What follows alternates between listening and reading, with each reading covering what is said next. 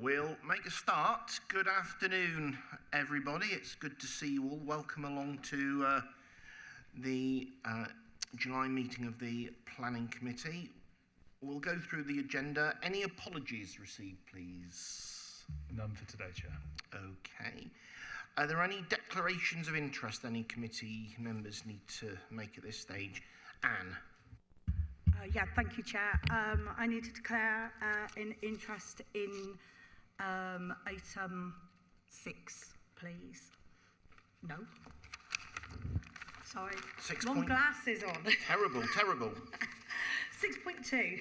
So the Kean Road application. Okay. Is that an interest, or is it just that you're speaking and therefore have declared your position? Yeah, so declare my position because I'm speaking for and with residents today. That's fine. So at that point, you'll leave the committee portion of the room. That's great. Okay, Patrick. Chair, just for clarification, 6.2. Could I know who the contractor is? The reason being that there's potential the contractor serves Babcock. I have no interest other than the fact that I'm a Babcock employee, so I'd like to know the name of the contractor if I could. Because if it's one of our contractors, I should declare just a personal interest that they're a subcontractor for Babcock, and there's a high likelihood they may be. Can somebody assist Patrick? Yeah, he's rushing in.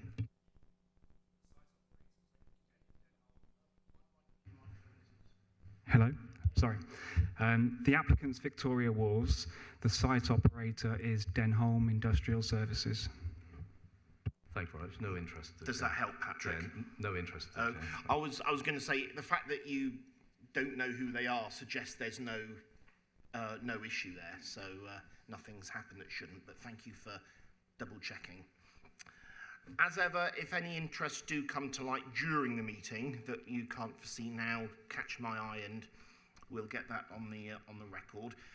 The minutes of the 26th of June meeting, is there anything on those anyone wants to raise for accuracy or information before we sign those off? I'm not seeing any hands up, so we will do just that. If you could pass those over, Angela, I'd be very grateful. Thank you. There's no urgent business that I've got for the committee. I don't think we have any questions from the public. Is that right? No questions, Chair. Thank you so much. That takes then on to item 6. And obviously we'll start with item 6.1. We're at page 5 in the papers. Land adjacent to Wilmont Gardens. Anne Macaulay, over to you, please. Thank you, Chair. This application has been referred to the Planning Committee by the Service Director due to public interest reasons and the issues of probity. The proposed scheme will receive a direct financial contribution from the Plan for Homes programme, with Plymouth City Council receiving a land receipt for the site from the developer on completion of the land sale contract. The Service Director has considered that this is a probity issue and is therefore in the public interest to be determined by the Planning Committee. Before I go into the presentation, I would like to provide a verbal update that 3 late letters of representation have been received and acknowledged. These are 2 public comments and 1 from the Open Spaces Society. These letters have been taken into account and do not change the officer recommendation. Since October 2024, I'd like to provide a brief update on what's happened since then. So last year, this application went to the August and October planning committees. This resolution at the October 2024 planning committee was that the application should be granted conditionally. Following this resolution and the issuing of the decision, Plymouth City Council received a judicial review pre-action protocol letter in November. The intent of the challenge was to quash the planning decision of the council. There were 2 grounds for this. Ground 1 was that the council did not secure an affordable housing condition on the previous recommendation. The second ground was on biodiversity net gain and alleged inaccuracies in the previous officer report. The council acknowledged the affordable housing requirement and therefore applied to the courts to have the decision quashed. The proposal therefore returns as presented at the Planning Committee of the 24th of October 2024, but with an affordable housing condition added and the report updated on this matter. Further updates are also made in the report, particularly in relation to the biodiversity net gain information and the National Planning Policy Framework updates, including changes to housing land supply. So I'm just going to, given that it's been nearly a year, just go over the details of the application again. So the application site comprises of a parcel of non-designated open green space on the border of Cowley Road, Ruskin Crescent and Wilmont Gardens. Established native ash and oak trees are situated on the western boundary and provide a buffer between the green space and Wilmont Gardens.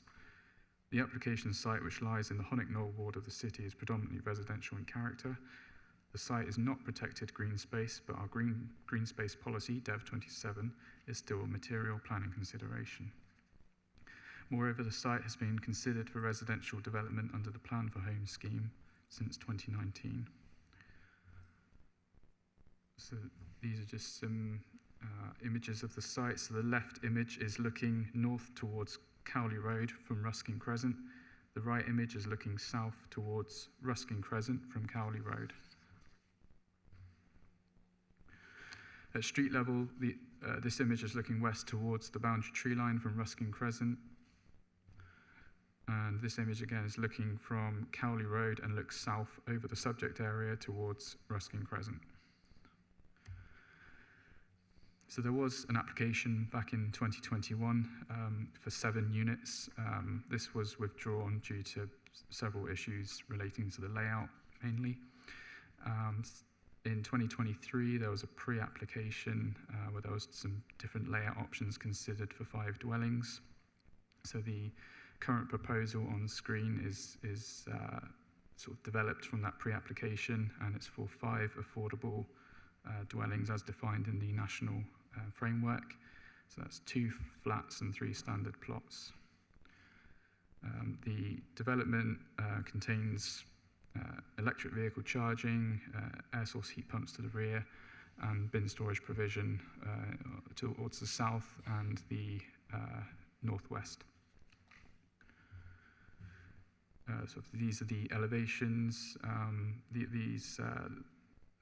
The elevations on here are render and concrete tiles to the roof, and specific details are set out in the design section of the report. So these are the proposed floor plans. So on the left side, plot 1 on the ground floor is a 1-bedroom, accessible and adaptable flat, which means that it's M42 compliant. This is secured via condition 7, and further details are provided in paragraph 17. Plot 2 is on the first floor and is a 1-bedroom standard flat. Plot 3 is a 3-bedroom, 2-story unit. Plot 4 is a 2-bedroom, 2-story unit, and plot 5 is a 3-bedroom, 2-story unit. Each plot has been assessed under the nationally described space standards and is fully compliant in terms of the indoor space and outdoor amenity space. These space standard figures are set out in paragraph 20 of the report. In order to facilitate the construction of the 5 units, the development would necessitate the removal of 5 mature trees on the west boundary. So it's difficult to see on there, but the right side shows the shade arcs. That is the impact of sunlight being blocked on the dwellings, and the hash lines mark out the root protection zones. The council's natural infrastructure officers have objected to this aspect of the proposal due to the high amenity value of some of these trees, specifically an oak tree, which is a category A tree. Whilst the removal of the 5 trees along the western boundary is regrettable, a solution to their safeguarding during and post-construction unfortunately could not be found when considering the pre-application layout option for 5 dwellings due to the constrained geometry within the site. Specifically, no presented layout option avoided the root zones of the western boundary trees in totality, whilst maintaining policy compliance in other areas. Therefore, and in accordance with policy DEV 28, which is our tree policy, which states if the loss of trees cannot be avoided, new native and locally appropriate trees will be secured as mitigation to ensure they contribute to a net gain. Mitigation should be delivered on site, but if this is not achievable, off-site compensation will be required to provide a net gain in canopy cover in line with local standards. In this case, the applicant has set out a fully Joint Local Plan SPD compliant replanting schedule, which would total 29 replacement trees. This would result in 12 trees being planted on site and 17 planted off site at various locations. These locations and details are set out in Table 4 of the Arboricultural Method Statement and secured through condition. I've just put this one up. This is contextual slides. Basically, the red trees outlined are the ones to be removed, and the green ones below are ones to remain. So this is on Cowley Road, so the ash tree on the right and the oak tree, the category A tree in the middle, is planned to be removed under the proposals. This is from the Ruskin Crescent parking area, showing the oak trees that will be retained. So in the officer's report, there is an extensive section on the principle of development which covers the issues predominantly surrounding policy Dev 27. But here I would like to discuss the planning balance. The report makes clear that the development does not comply with policy Dev 27, as there will be a significant loss to the existing open spaces. Officers have had to consider the status of the site as non-designated green space, as well as the site being considered for residential development under the Plan for Homes scheme, whereby any number of units permitted on the land would result in the same unavoidable conflict with Dev 27. Moreover, the scheme is exclusively for much needed affordable housing, with one M42 compliant, accessible and adaptable unit proposed. Where possible, officers and the developer have worked together to improve the open green spaces within the site through the inclusion of improved open green space along the eastern boundary, as well as a community garden to the south, which, whilst does not replace the amenity of the existing site, does at least provide some mitigation to the loss of the green space, which was absent on the previously withdrawn scheme. This is secured through a condition and is detailed on the proposed plan. Since the last committee decision in October 2024, the Council no longer has a 5-year land supply following the national policy changes in December. On this basis, paragraph 11D in the National Planning Policy Framework applies, and the weight afforded to 5 affordable houses is even greater now. The recommendation, therefore, is to grant conditionally. That concludes the presentation. Thank you. Macaulay, thanks very much. We have one speaker, one public speaker on this item, and that's Mr. Matt Fleming. There we are. If you'd like to make your way down, sir, you're welcome. Point of order. To join us. Sorry, Chair. Sorry, point yes. of order. Can I just have something to say? Can you just one second? Take a seat, Mr. Fleming, and then we'll see where we are. Yeah. Yeah, as a new member to the planning committee, it's important, fully understand the context of this application. Being that there was no site visit, I propose that we defer this. Well, that's not a point of order. Point of order is when you sense there's a rule that may have been broken or a procedure not followed correctly. Do you have one of those? No. Okay. Mr. Fleming, you have 5 minutes. Would you like to be told when 4 have gone? Yes, please. Okay. That would help, actually. Yes. In your own time, sir. Okay. Thank you, Chair. Good afternoon, councillors, officers. My name is Matt Fleming, and I'm here to speak on behalf of the residents impacted by this proposed development if this application is approved here today. It is quite incredible that I stand before you for a 3rd time over the past couple of years on this same application, and we are back here again at square one. The only difference being that in the interim, the council has paid thousands of pounds of taxpayers' money by effectively taking itself to court so that the previous granted application is quashed. We are devastated to be here again, and we find it disappointing that this application has not been reopened for public comment after the original permission was quashed. Our community has been given so little opportunity to be heard throughout this entire process. This green is not just a small patch of grass on one of Plymouth's most densely packed areas. It is the heart of our community. Children play there, families gather, dog owners use it daily. For residents with limited mobility and our large elderly population, it is a lifeline. All alternatives are too far for them or inaccessible. Please just think about that. I hope you have each had a chance to watch our video of the long walk to Bladder Meadow. It takes more than 15 minutes and is more than 800 metres away, double the council's own guideline as to how far an open playable space should be, plus it crosses a dangerous road. Children quite simply cannot take this walk. The officer's report states that the retained space would not be considered to provide suitable alternatives to the current amenity and play space. Nothing for us. A picnic bench recently appeared on the green, which has been hugely popular throughout the day. We asked the council for permission for a bench a few years ago, but got nowhere. Perhaps someone didn't want us getting too cosy. However, we are pleased the report acknowledges that the green could be improved. This space is not surplus to requirements. The disposal should never have happened. We should never have been here talking about this for the third time.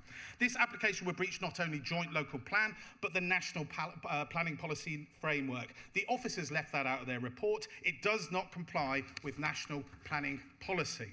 The report also plays down the impact, saying that only a small number of homes would be impacted by the loss of the open space. Hundreds of people will be impacted. The green is surrounded by many, many homes. 5 small properties will be created, but at what cost? Significant health impacts to hundreds of residents.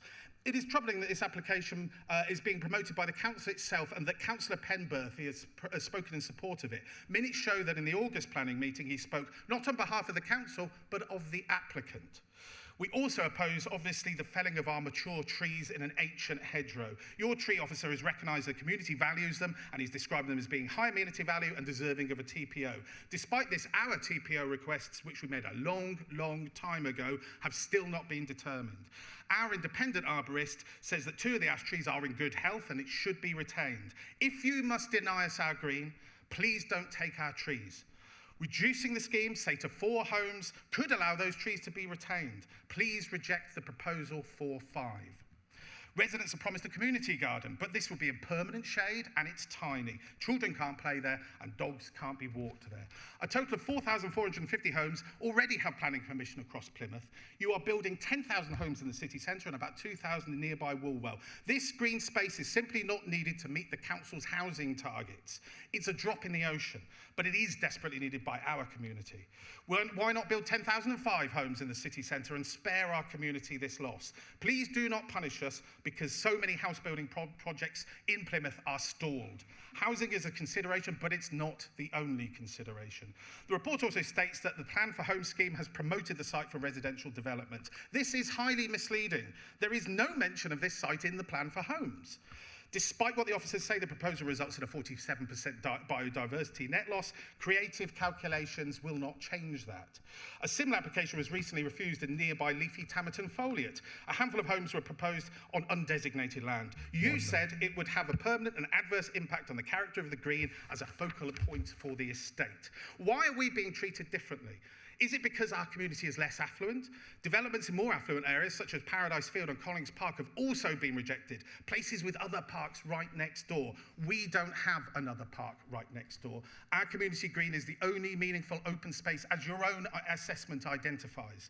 This is a green space where we live, we meet, we belong. So we ask you all, sincerely, to protect it for us and for the future generations. Please reject this application. Thank you very much. Mr. Fleming, thank you very much indeed. If you'd like to make it... No. I'm going to say this once and once only. This is a meeting open to the public, not a public meeting. Councillors are entitled to hear information, and including from Mr. Fleming, and put their view without any pressure in either direction. So if there is a temptation that councillors feel if they say one thing, they're going to get applause and please people, if they say another thing, they're going to get boos and upset people, that's totally unacceptable in a non-political environment like this. If we get anything like that again, I'll have no head. I'm not going to have a, was it somebody or somebody else? I'm going to clear the public gallery. Anyone can watch online, but we're not going to have that. Everybody knows how contentious this is. That's not a secret. But councillors have the right to hear information and come to their own individual views without any pressure, one way or the other. So we're now open to the committee, and I'll take Matt first. Over to you, Matt. Thank you, Chair. Really exasperated that we're here for like a third time in a year. Frustrated for us as a council that this is dragging on, but also frustrated for the people who live there, who are having this dragged on, this question of whether or not they're going to lose this green space. I've got a couple of issues, and it kind of feels like deja vu, because a year ago I raised in planning committee that paragraph 29 and paragraph 30 of the officer's report talk about how the application complies with policy SPT2 of the joint local plan with regards to sustainable linked neighbourhoods. I raised the point that Bladder Meadow wasn't as close to the development as the report states. I also raised the fact that Malladon Sports and Community Hub may be closer, but it isn't accessible because you have to pay in order to use it. Yet in this report that we're looking at today, it still says that both Bladder Meadow and Malladon Sports and Community Hub are alternative green spaces within the 400-metre target that the council aims for in all of its developments. So really frustrated that that hasn't actually been addressed, given that we discussed it at committee a year ago. The other point that I've got is to do with the TPO application and the fact that it's been a year, if not more, since that application was put in. We raised it at previous planning committees and we asked for more detail on why that TPO application was taking so long to be considered. We never really got that detail, so I'm hoping that maybe an officer may be able to give us that detail now, please. Yeah, just on the walking distances, Bladder Meadow, the entrance is 250 metres away, but the play park within is it's in total it's 680 metres walking distance, so it doesn't meet that aspirational figure that's set out in the SPD. The report doesn't particularly make that clear. It's about sort of playable green spaces, and yes, the entrance may be that far, but it is a much further walk to get to any area where you can play in the sense of how people can play on Wilmont Gardens. At the moment, it's a path through a really densely wooded area, and I don't think the report makes that clear that actually this doesn't meet that target within SPT2. So I don't think that's clear, but I'd be happy to hear about the TPO issue, please. Who can help us with that one? And yeah. Thank you, Chair. I'm Alan Rowe. I'm Natural Infrastructure Officer in Planning, and I have responsibility for trees. We have had 2 requests for a tree preservation order. They're not applications, they're actually informal requests. There is no limit on when we have to respond to them, but it is not fair to say they were not determined, because they were determined. The decision was that the tree preservation order would wait until the outcome of this decision, because that had a material impact upon what happens to the trees. The first request I had was dated the 22nd of April 24, and I responded to the member of the public on the 30th of April. A second request came in on the 3rd of July that same year, and I responded to that on the 8th of July. So the application has been determined. The decision was not to serve a tree preservation order at the moment, awaiting the outcome of this application. I can expand on that if you wish. I think that would be helpful if you could, yes please. Thank you, Chair. When an application comes in, the first thing I have to do is determine whether the trees have significant amenity value and if they are under threat. The amenity value of the trees is undisputed. They clearly have significant amenity value and are valued by local residents. The second tenet is if they are under threat. Now, if this site was owned by a big development company, I would have said that threat was real and we should be putting a tree preservation order on the trees. This site is owned by Plymouth City Council, so I would have been serving a tree preservation order on ourselves, in the knowledge that if the application is approved, those trees could come down to necessitate the implementation of that application. So my consideration was, it's not worth me serving a tree preservation order on ourselves, because that's not good practice. Why would you serve a tree preservation order on ourselves? And secondly, the threat of the trees being taken down is not imminent, which is proved because the trees are still there a year later. So the application was determined and the decision was not to put a tree preservation order on at that time. Yeah, I mean, that's good to know, because I don't think at any point we were told that it had been determined. I think we'd previously been told that they were waiting. So I don't think that had been communicated with us previously. Yeah, I mean, I guess it's about the technicalities of the process around a TPO, and you know, I find it frustrating because I think the report makes the point that a TPO, if it was granted, wouldn't alter officers' recommendations for this particular planning application. So then that raises the question, if it's not going to make a difference, why couldn't a TPO be served? And I understand what you're saying about the council owning that land, but I think by the very nature of a planning application that seeks to remove trees, that means those trees are under threat, at least to an extent. So I appreciate the fuller answer that we've got, because we haven't had that kind of answer yet, so thank you. Would that be a standard local government approach in terms of why the order hasn't been, and I'm going to say determined, because I think that's the language people use? Yes. Have you decided that they don't merit a TPO, or that they do? I think if one hasn't been issued, that means it hasn't been. Everybody I would speak to would say that hasn't been determined. Determination means to make a decision. I made a decision that the trees at this point in time are not under threat. In order for us to make a tree preservation order under the Town and Country Planning Act, they must have significant amenity value and be under imminent threat. Yes, the amenity value is undisputed. The threat, to my mind, was not imminent because we own the trees, and we are not going to go out and simply fell the trees. And that's borne out by the facts, because those trees are still there a year later. When we serve a tree preservation order, that has a cost in officer time and financial time and legal services time.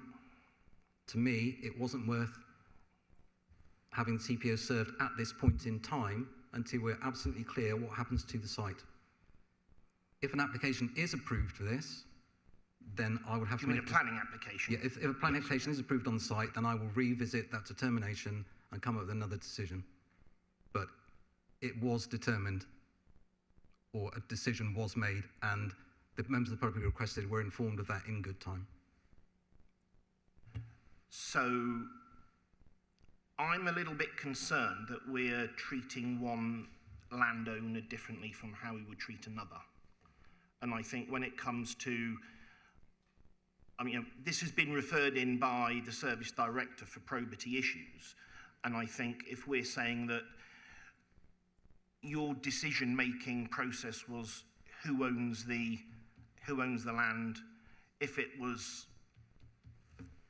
Bill Stevens Landowning Limited, your decision whether to issue an order or not may have been different from the fact it's owned by Plymouth City Council.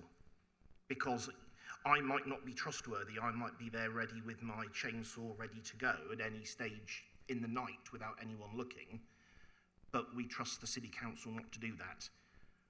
I think treating one landowner differently strikes at the heart of some of the probity issues we're looking at. That does concern me. Yeah, by all means. Yeah, I mean, it's standard practice. I've worked for many authorities, and authorities do not serve tree preservation orders on themselves.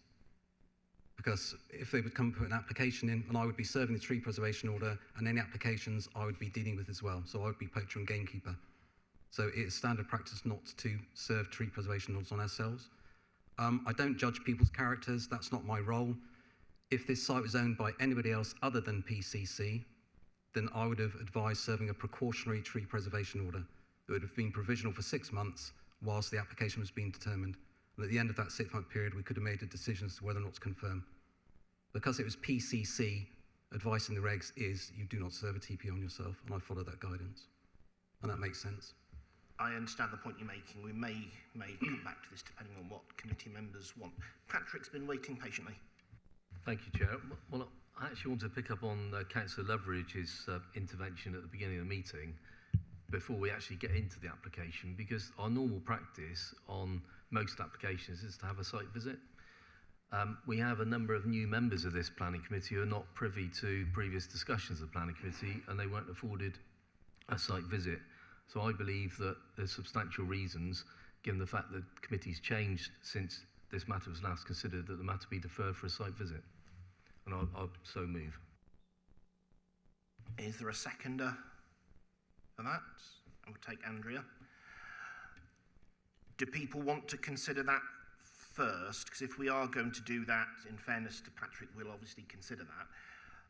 But that means that we can go on debating it today, but we won't make a decision today. So I'm just, and that's a completely, people won't believe it. That's a completely neutral statement. I'm not looking to persuade people in favour or against, but I just want people to understand the implications. So we'll concentrate on, I know a couple of other people have said they want to come in on other issues, which is absolutely fine, but we'll just deal with this one way or the other first, if that's okay to you two. So, Jeremy.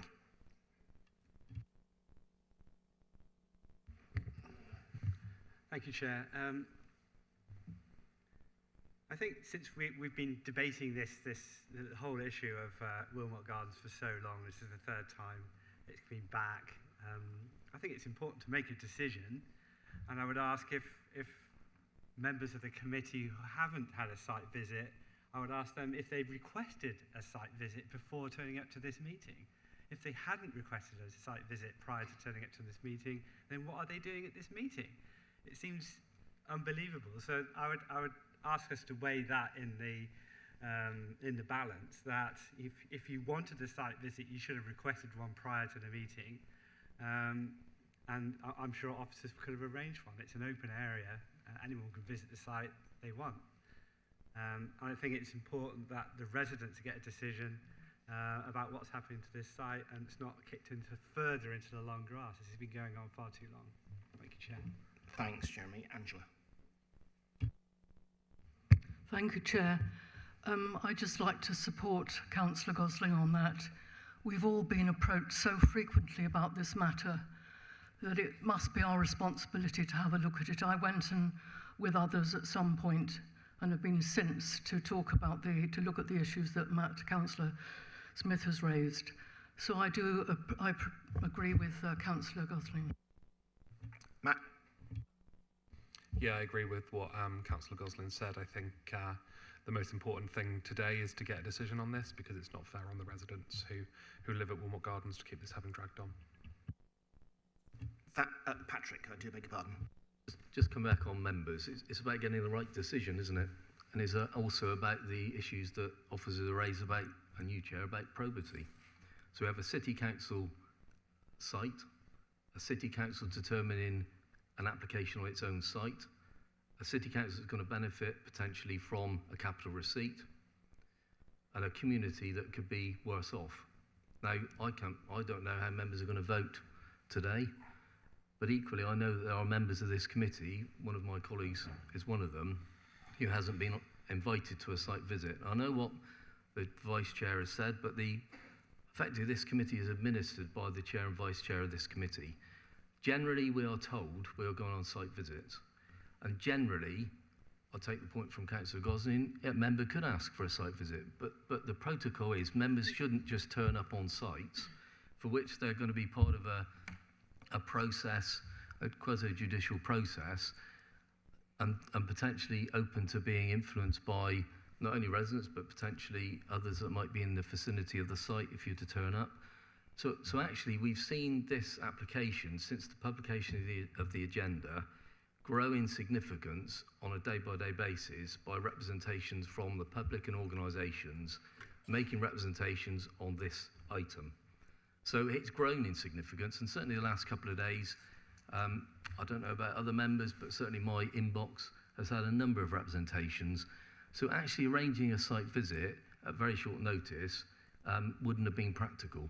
And I think it's important that the committee is seen as a whole. Well, Councillor Gosling sort of makes a funny face. The committee should be organised enough to go as a committee to a site, to have all the expertise of officers present, to explain the application and to take some valid questions from members of the committee. If we all go out individually, you won't get that sense of particularly having a team answering the concerns that might be raised for clarification purposes, because that's principally what a site visit is about. It's about clarifying your understanding of the application as a member of this committee. That hasn't happened. We're making a valid request. All I would ask Labour members particularly to dwell on is, what would the public think if the committee said no to a site visit? What would the public think that there are members of this committee who haven't been privy to previous conversations, and you're denying that opportunity to have the appropriate preparations for a decision to be made? Now, if the decision is made and it's beneficial to everybody, fine. But we don't know what the decision's going to be, and we don't know, and we can't second guess that until members make the vote. So, I think it's important that members dwell significantly on this, given the fact that this application has gone through the judicial process and been rescinded once, that we follow our normal protocols in this case and have a site visit. Anybody? Sarah? Thank you, Chair. I am a little bit concerned that Councillor Nicholson is seeking to party politicise this. I've never been a point of order queen, and I don't intend to start now, which is why I haven't called for one. I do, however, have a lot of sympathy for these residents. They've been waiting far too long for this. It's not been helped by the fact we've had to go back and ask for further information time and time again. I'm deeply uncomfortable that some of the amendments that were brought last time have not been made clearer in the latest report brought before Planning Committee today. And I also think that if you're going to sub, I'm backing up Councillor Goslin here, if you are going to sub on a Planning Committee where the agenda has a contentious item, you send a substitute who has actually got the time and the capacity to actually undergo that site visit, so they can substitute with full information in order to make that decision. Thank you. On the point of order, what's Councillor Allen talking about substitutes? We've had an annual meeting of the Council where the Planning Committee has been reappointed in May. I'm not aware of necessarily this request coming from substitutes. Councillor Leveridge and Councillor Toohey. Councillor Toohey is the Lord Mayor. She wasn't here last year. She might have been here for many years. I think you're straying away from a point of order there. Point of order is that Councillor No. Which rule? Can you tell me which rule or procedure you think hasn't been followed correctly? You can't. Okay. I think one of the most powerful points Mr. Fleming made was about continuing uncertainty. That's, amongst other points, one that's was made in a powerful way from my perspective. Just in terms of how site visits are normally organised, we do have them. They are they can in theory apply to any planning application, and they're a semi-regular occurrence. A lot of the ones that we go on are because interested councillors, normally from a ward perspective, but occasionally from the membership of the committee, get in touch with me in advance to say, this is coming before the committee. I think a site visit may be useful. Now, I don't think anyone, as I said earlier on, I don't think anyone can doubt the public interest in this planning application. So to wait until now to make that request, when it could have been made yesterday, it could have been made the day before, it could have been made the day before that, it could have been made at the end of last week when the paper, but I have had absolutely no requests at all. Had one come in, then I would have looked on it extremely favourably. I think it doesn't seem difficult issue to get your head around, particularly in the context of a changing committee membership. But I think to delay it even further, particularly when we've had no background to the request in terms of I need a site visit because I don't understand that, or I don't understand how that tree goes against that house or whatever. I don't understand what having a site visit would tell you that you don't know today. We've heard all the officer explanations, we've heard a very passionate speech from a member of the public. I don't know how another site visit, albeit to new members of the committee, will tell you a bit of gold dust that you don't know today. I think weighing it all up, to delay it even further would be very unfair on all parties. That's where I am at the moment. But we have had a valid suggestion made and seconded, so which is to defer. As I say, I'm not persuaded, but if we could open the vote on that item, please, I'd be grateful.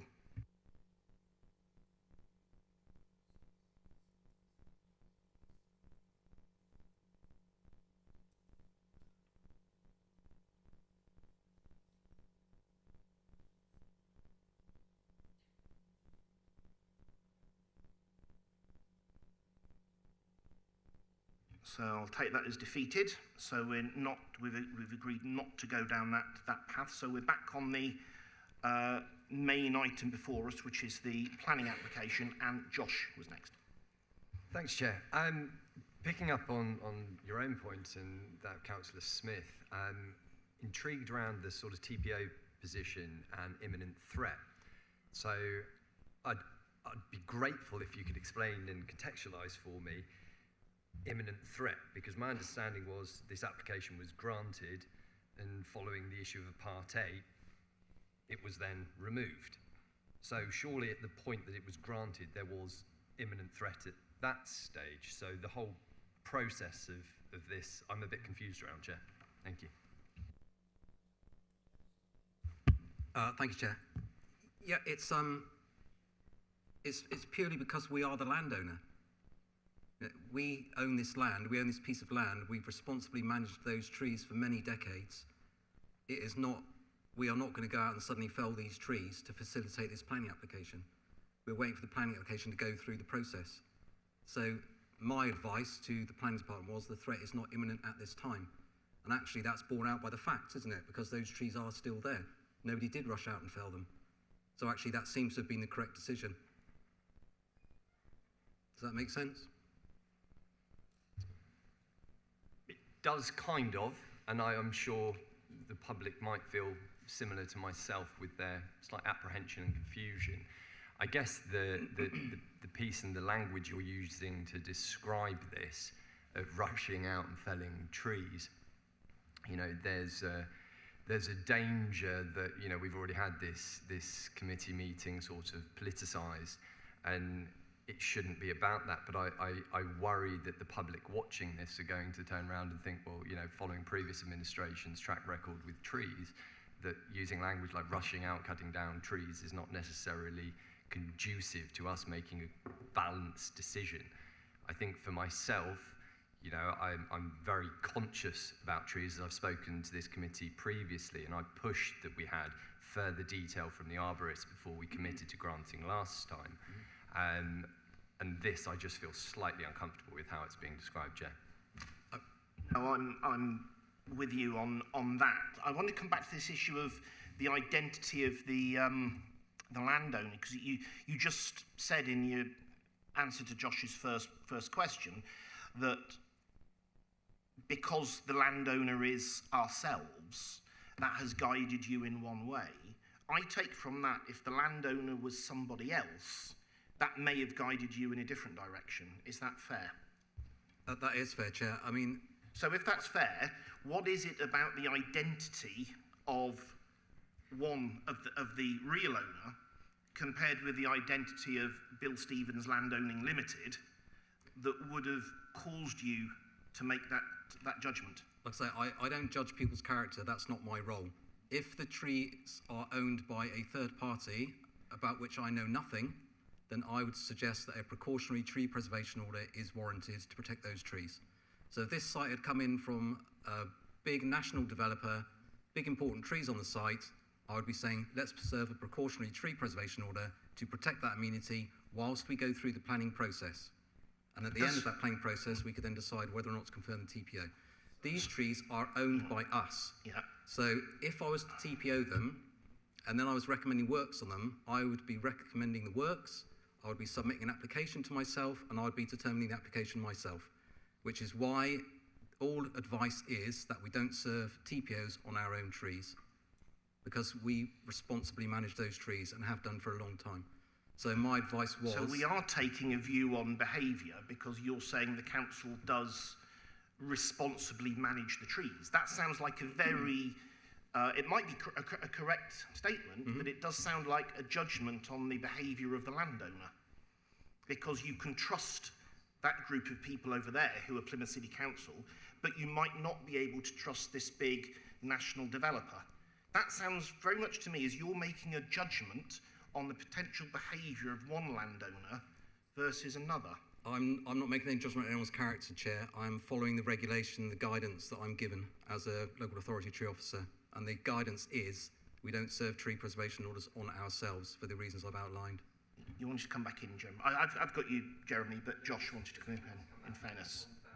Previous comment you just made, you said about rushing out and felling big important trees. My understanding from the officer report was that actually that oak that I believe, looking back, was orange highlighted, actually is, you know, highly classed and valuable. So it is actually, that's my understanding, or am I wrong? Again, to put a tree preservation order on a tree, it has to fulfill two criteria. It has to have significant amenity value, which these trees do, completely undisputed. They have to be under threat. It's that threat element that in my deliberations I decided was not valid at the moment, because we are the landowners and the planning application is undecided. Once this application is decided, I will revisit those requests and make another decision. Just to come back on that, because I take both of your points, you know, where I think we're all agreed that this has a high amenity value, you know, the trees on this site. I don't think there's any dispute from anybody on that. My question and challenge was, you said that it would be different potentially if it was high value trees. I'm pointing out that the officer report states that one of those trees is high value, was my understanding. The second piece, and I guess the challenge here is for us as a committee, because I feel like we're straying, Chair, into a point that isn't necessarily standard practice. Hopefully your safe hands will look after us, Chair. So my point would be... You're not doing anything wrong at the moment, Josh. My point would be, you know, we as a committee and Plymouth City Council as authority, you know, as I've already mentioned from a previous administration, had a very bad track record with trees. This is a contentious site where we have debated long and hard over the value of those trees. We've heard really compelling, moving statements from the public around those trees. Now, I appreciate and I respect protocol and procedure, and I think that's really, really important.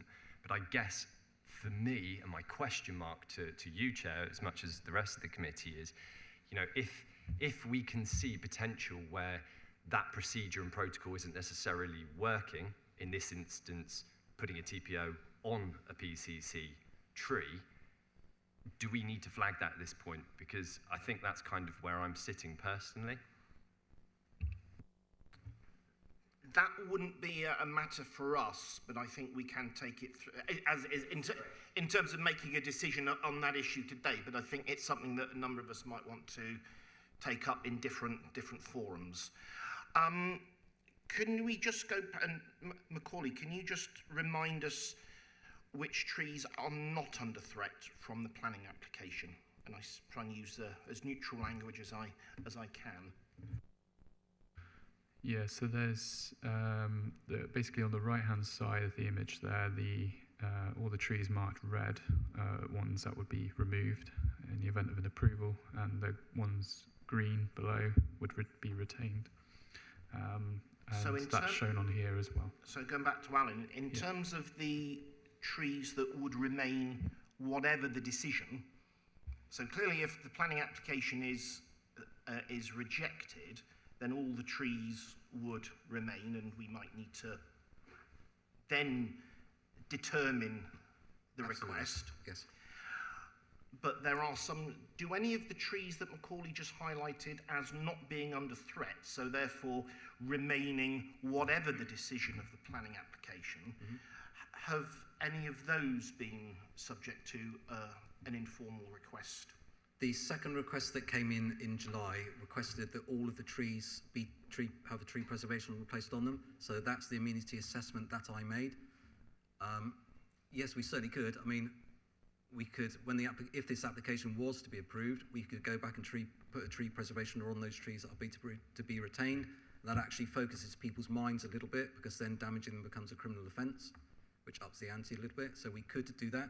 I mean, it's in the gift of this committee. You know, it's for you to determine and tell the officers what you want. But my point is that there are some trees that will be there come what may of today. Yes. So they could have had an order. If we take your opinion that some may be removed, or some would be removed, if the planning application is granted, there are some that will remain, whatever the decision today. Is there a reason why those ones haven't been decided as yet? Yeah, again, it's the threat argument again, and you know, we have to keep going back. That was the correct decision, because those trees are still there.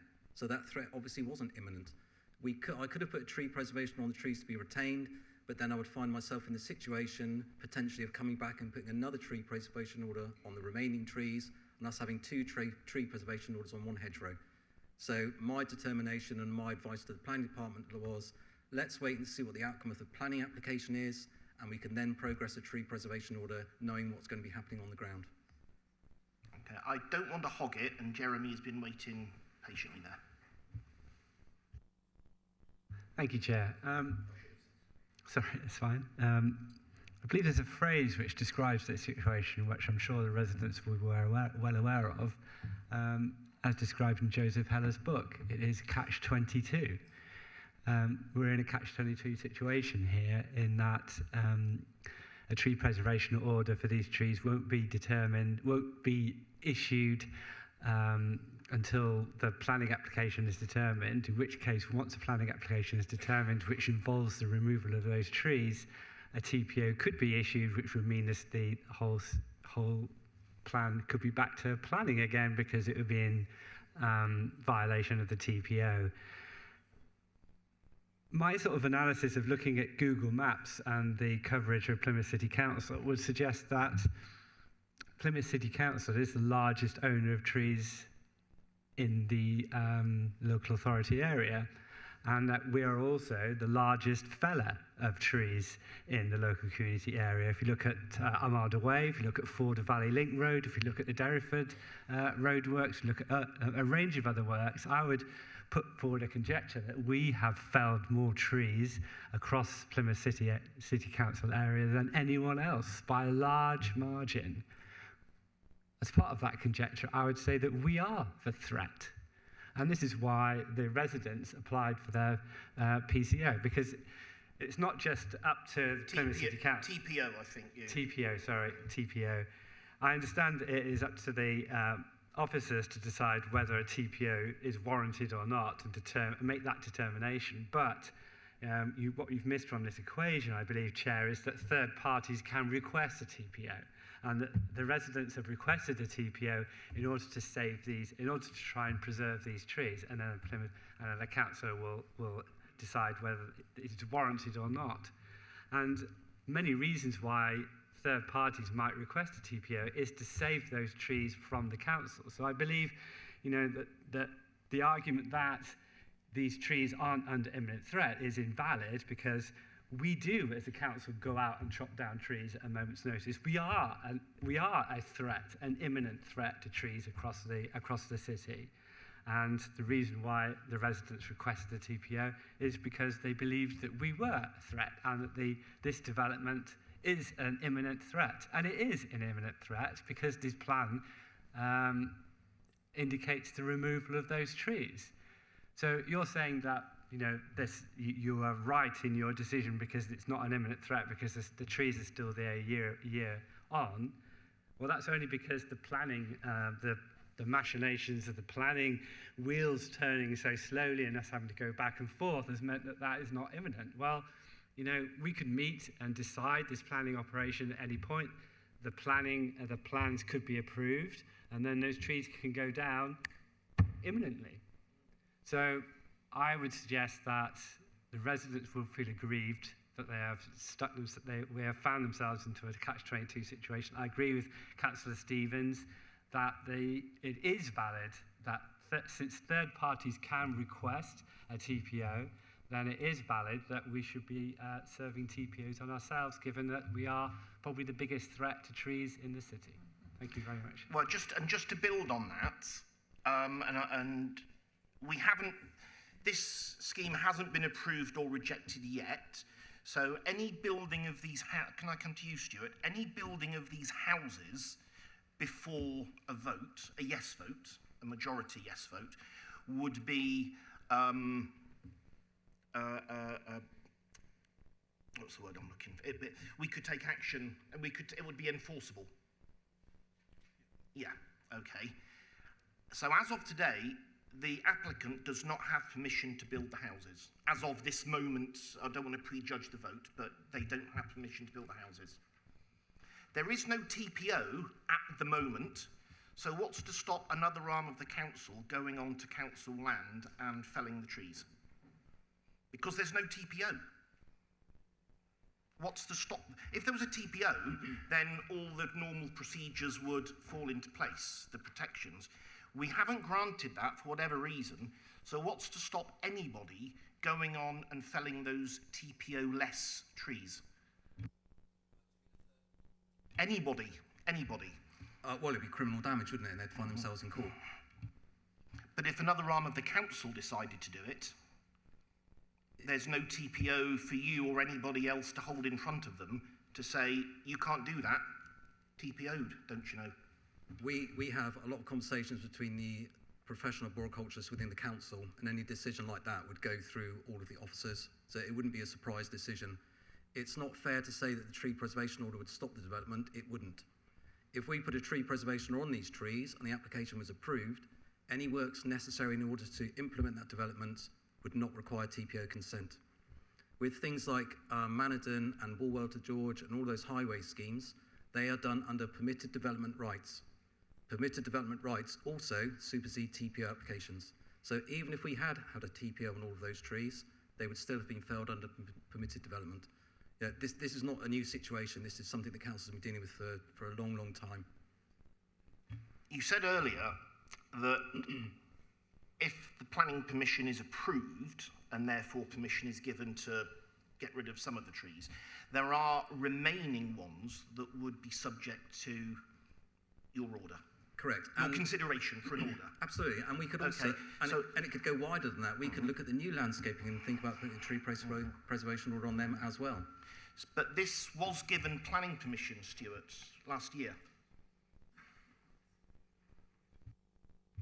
It was, Chair, but obviously we were very quickly in receipt of a judicial challenge. But there was a time then between the committee voting yes and the whatever legal arm of the judicial system quashing the order, quashing the permission, when this site did have planning permission. So my question is to Alan, at the time that planning, we don't need to speculate about what might happen in half an hour when we take the vote. A vote was taken and planning permission was given. So the applicant did have permission to fell some of the trees, but not all of them. So if planning permission was given, why wasn't an order made on the remaining trees under that previous planning permission? I realise it doesn't exist today, hence us being back here, but there was a time when the events that you're describing did exist and an order wasn't made. It's just the time frame, Councillor. It's just the judicial review came in before we had a chance to serve that tree preservation order. It's as simple as that. Yes, Chair, if I could just say as well, at the time that the planning application was decided, the council still owned the site, so progress hadn't been made on the actual conveyancing for the site to be actually formally transferred and sold to the developer. So that hadn't happened, and obviously then we were into judicial review proceedings. So the decision was given, the planning application was issued, but the developer at that time did not own the site. That legal process hadn't started. Well, it started, but it didn't progress. Patrick's been waiting, and I haven't brought him in. No, I've got you first. You put your hand up first. No, actually, Councillor Bridgman was first, but I'm happy to defer to Councillor Bridgman, and then you bring me in. Go on then, Maddie. We haven't heard from you yet, so over to you. Thank you, Chair. I'm exhausted. No, we'll never get fed up with you, Patrick. We'll promise you that. Thank you very much, Chair. I mean, what is really apparent is obviously the huge amount of public support actually here today, and the fact we've got 52 letters of representation. So, you know, it's just, I feel personally that this is a massive overdevelopment, such a small and beautiful site. Like Patrick and I'm sure the rest of you, we had some photographs sent to us from some of the campaigners and things, and it was just, they were just superb, the leafy coverage and things and everything else. Obviously in October, or when this previously came through planning, the trees weren't in full leaf like they are now. They are stunning. It says on here, but page 10, obviously, and I'm a bit confused because Julie just mentioned that when PCC owned the site. So do PCC still own the site? That's my first question, but I'll come back to that. Because in my humble opinion, if PCC... It might be that we can... That's a very simple question. I've got quite a few questions. No, that's fine, but it might help if we do that now, and then we'll certainly come back to you. The simple answer is yes, we still own the site. There are some legal agreements, what we call development agreements, but the actual ownership of the site is still with Plymouth City Council. Thank you, Julie. Thank you, Chair. Okay, so in that case, I've got a proposition here. So if we actually own the site, now, Mr. Fleming, in his speech, and it was a very eloquent and very quick speech, it took me a bit to keep up with him. He said, obviously, there's lots of other sites that have been highlighted for housing. So why couldn't we just add 5 houses somewhere else and not here? Why couldn't this be... That's an understandable question, but it's not a question for us. No. As you know, long-standing member of the committee, we can only decide... on what's in front of us today. What's in front of us. Now, it might be that many of us have got frustrations about it could be a little bit different in that... The only options for us, ultimately, will be to approve what's in front of us or to reject it. It's not our job to design schemes in that sense. Okay, it's a rhetorical question in that case. You know, why couldn't this, if PCC owned it, why couldn't they actually give it back to the people of Honecknoll? Why couldn't they apply for village green status, put park benches on there, plant fruit trees, which are in line with our climate change plan and that whole proposition? So that is a big maybe, and it's in PCC's hands to actually give this beautiful piece of land back to the people. And the residents that actually look out on that green, it could be something absolutely stunning. It is stunning now, but it could be more. So why are we building on it? Because once it's gone, it is absolutely gone. And I've had this in my ward over and over again. And I'm quite disappointed, actually, that the 3 Honecknoll councillors aren't here today representing their residents when there is such high opinion. Because it is our role. Well, again, Maddie, I've given you some leeway. We've already run into legal difficulties with this. So can we please stick to the planning merits of this? There are some planning merits, as with any application, that speak in its favour. Some speak against it. But I think once we get, once we get into why a councillor's doing one thing or another, that's unhelpful. And just as your earlier comment, which I think you started your remarks off with, the number of letters is irrelevant. We could have had 1 million letters speaking against it. But if they don't raise any it's not, we're not the X Factor or Strictly Come Dancing. It's not about numbers. One letter opposing the scheme might give us all an easy reason to vote it down. But 1 million people saying I don't like it would be irrelevant. So the numbers, we need to be very careful in terms of saying I'm going to vote against because of the numbers of representation. We're on very shaky ground if we do that. Thank you, Chair. However, there are a lot of really good considerations, material considerations actually listed in the analysis and the consultation, etc. It was actually quite recently, I mean, I know that the officer mentioned about the plan for homes, and Councillor Penberthy actually recently admitted in scrutiny that we're actually not fulfilling that at the moment. So, I mean, it's just, I am so minded to refuse this. I have asked the question that I wanted to ask, the other questions, but I mean, I think the thing that alarms me more than anything is as Jeremy very rightly said, we are the largest tree owner in the city. So it makes TPOs pointless. And it is frightening because Plymouth has got a bad reputation already. It doesn't matter whose administration it was under. It certainly wasn't under mine. But he's so right. So thank you, Jeremy, for being so eloquent also with your speech. It just puts the whole TPO in question. But going back to something else, if this was to go ahead, one thing that was alarming to me was about condition 14. It says about the traffic. Now, bearing in mind, this is a residential area. It's surrounded by houses. Children play on that site already.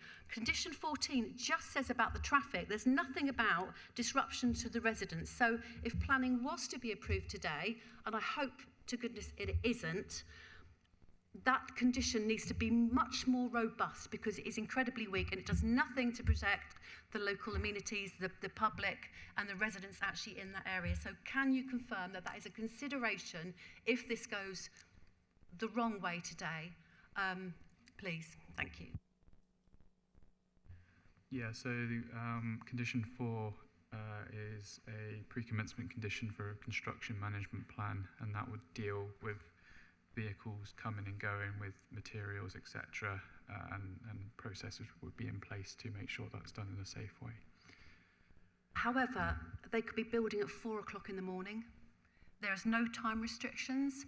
It needs to be more robust, I think, just to protect the residents in that area. We've had it with previous applications, you know, lorries reversing and beeping at stupid o'clock in the morning when you've got young children going to school, taking exams, etc., etc.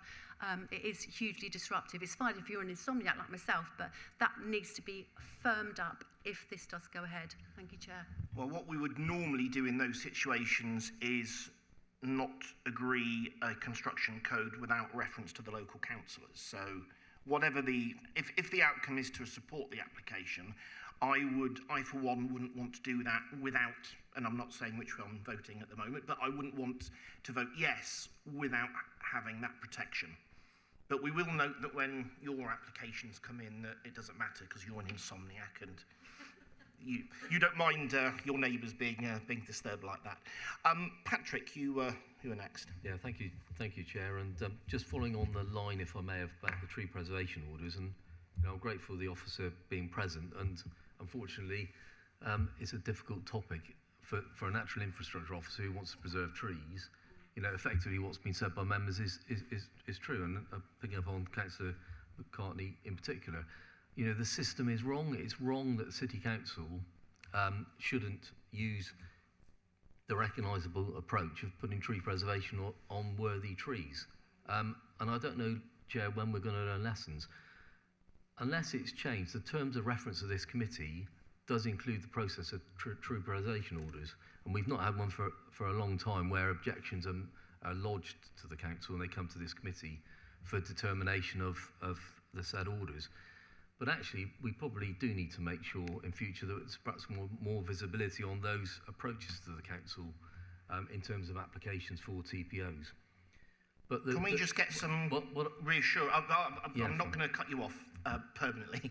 Can we just get some reassurance on Patrick's question there that TPO, whatever we end up calling them, I'm not going to get a debate about terminology, but the applications do still come here and are referable as such, which I think is what you're asking.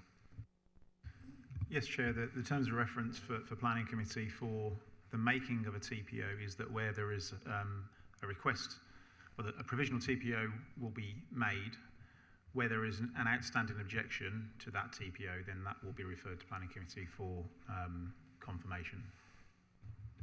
Fine, thank you for that clarification. But where I was going with this is that the whole point really of tree preservation orders is to impact the form of development that takes place on a site. So that's why it's quite substantial. So you know, when Mr. Rowe talks about using his powers primarily on private sector sites, it's to try, if they're subject to potential development, it's to try to influence the pattern of development that then comes forward in a planning application. So I don't see why it doesn't prevail that process isn't the case on a council site, because what I would subjectively suggest that this application, if the site was subject to tree preservation orders, then we would be having a debate about the development trying to mitigate the impact on the trees. And clearly the case officer has tried to allude to the fact of impact on trees. And clearly when it comes to development, there are ways of developing around trees that protect the tree root system because they're methodology for construction around a tree root. So I fundamentally struggle why this site doesn't have the determination of tree preservation orders before we determine whether development is acceptable or not. And I actually would propose again another amendment that actually this application be deferred pending a resolution of the application for a tree preservation order. Because what the officer is saying, it is worthy enough for TPOs to be placed on the site. I think that should happen. I think that if there's objections to it, then those responsible and owners of the site on behalf of the council should come and argue with us why those TPOs should not be placed on them as a landowner. And then we go through the phase of actually then discussing the merits of of development against the background of TPOs. And I think that would happen if it were private sector land.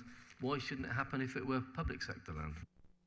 Patrick, I'll bring officers in a second. I did give you an awful lot of leeway there as a senior member. In terms of writing policy and procedure for the council, that's not our job here today. It's certainly not our job to do the writing. And I'm really, I'm guilty of it myself today in terms of getting into the procedure as opposed to the planning merits. Could I suggest that if there are any concerns about our TPO policy or procedures, and I use that term loosely given the debate, that we refer that to our colleagues? Would it be the Natural Infrastructure and Growth Committee? I think, without prejudging the vote, I think that's where that discussion would find a home. And then obviously if there were any changes that needed to be recommended to, I presume Councillor Bry's delved to take through Cabinet, that would be it's a very fair point that I think all of us have either raised or nodded along to at some stage. So I think that's where that would find a home. I just want to come in on the decision making, because in fairness to Alan, he's already even though an order has not been formally approved with a certificate or whatever, Alan has already commented on the decision making that you would use if you were in a position to grant or not grant the order. So my question really, I suppose, is Stuart, is that a material consideration for us, and are we able to take that into consideration when forming our view today? Because I'm not sure that if we are, then I'm not sure deferring is a good idea at all. If we've got all the information from Alan that can help us in that to either vote for or against on the amenity value, heritage, etc. of the trees, I'm not sensing that will be any different if Alan comes along with a certificate. So if we can take those into consideration in forming our view, again, deferring only seems like putting off the inevitable for long-suffering residents. Well, again, it depends whether the right decision's made for the benefit of the local community, isn't it? That's our job here. And that we won't know until a vote's taken. But the fact is that the nature and pattern of this development, whilst recognising that, well, it's recognising the fact that really the trees can't remain. So apart from a very small number at the bottom, they're all coming out. And the merits of this argument is that we need homes, and homes take precedence over our natural environment. That's effectively the recommendation that's being made by officers.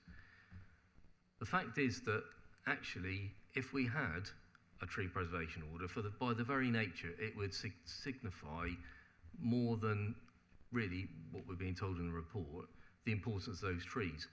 And any developer, really, any developer coming before a committee that I sat on personally, I only speak for myself as a member of this committee, that didn't want to recognise the importance of the natural infrastructure of a site would struggle to get my support of their application, because I'd want them to try to mitigate impacts and to try and preserve trees. By the very nature, The environment and climate change is well, I thought that was the #1 issue. Well, obviously, it's closely followed by housing provision, but there's a balance. And this is one of those conundrums that we've got for this site. And I think the argument that many will have, and as argument, I'm putting really now, is that the number of units on the site could be reduced to retain some or all of the trees. But that argument's not been put forward. It's been reduced by 2, it could be further reduced, and you could have a happy medium of some housing provision, but the maintenance of the natural environment. And that's the problem we're in, Chair.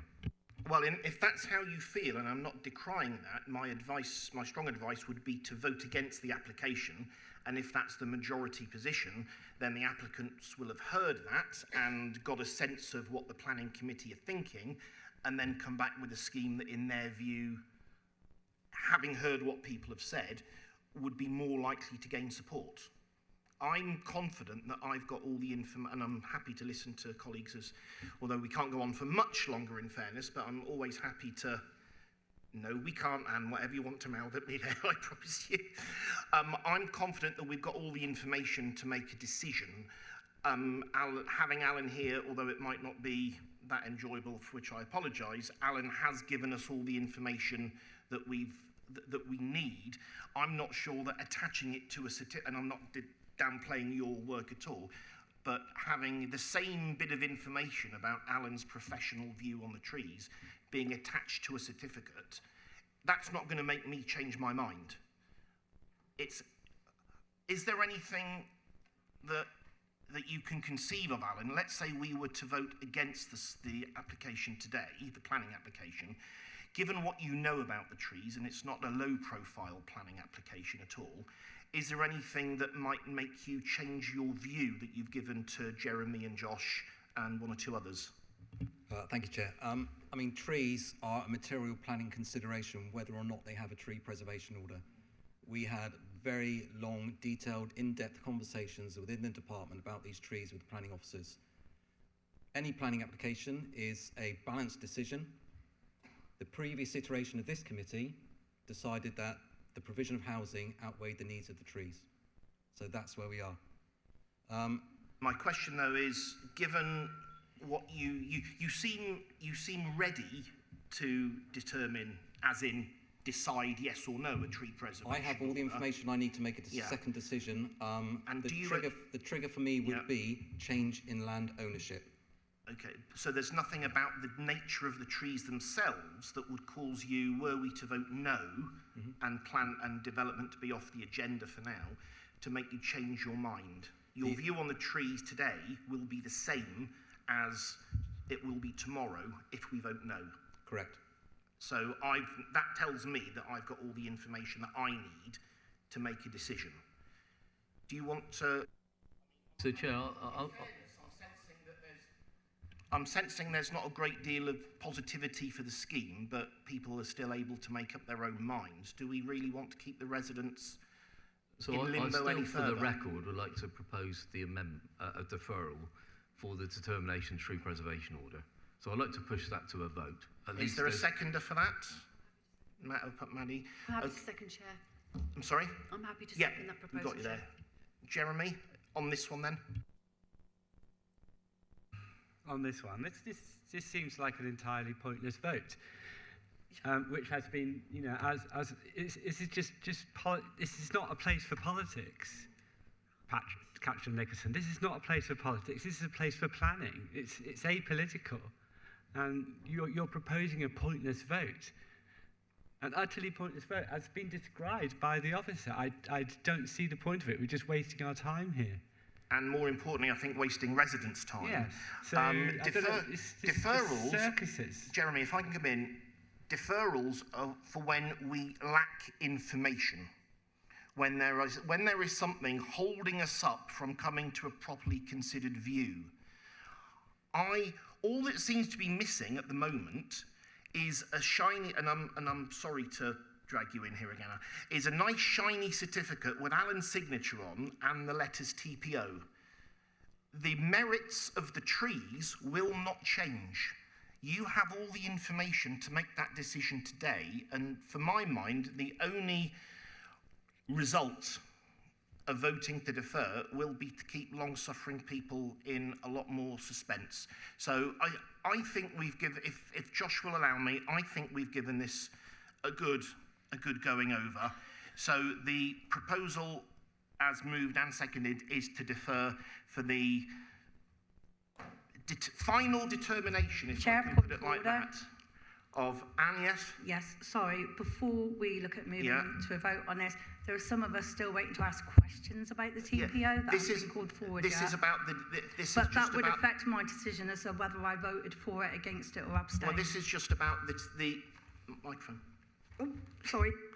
This is just about the deferral.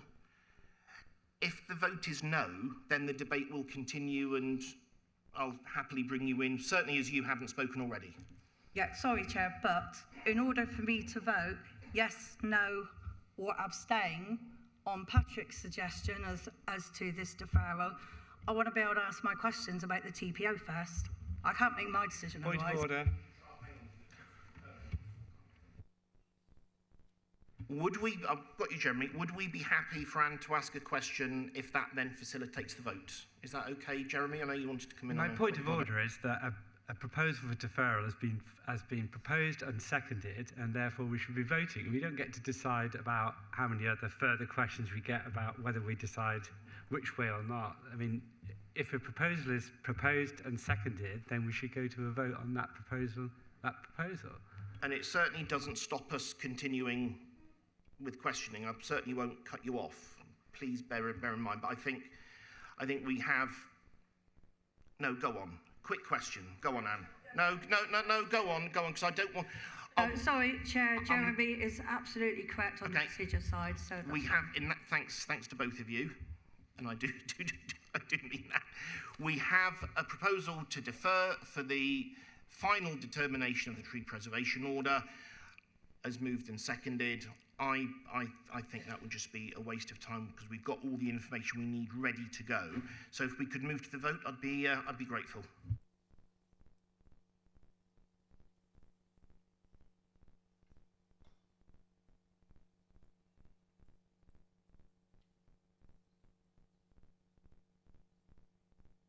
I think that's everybody here, so that's not agreed.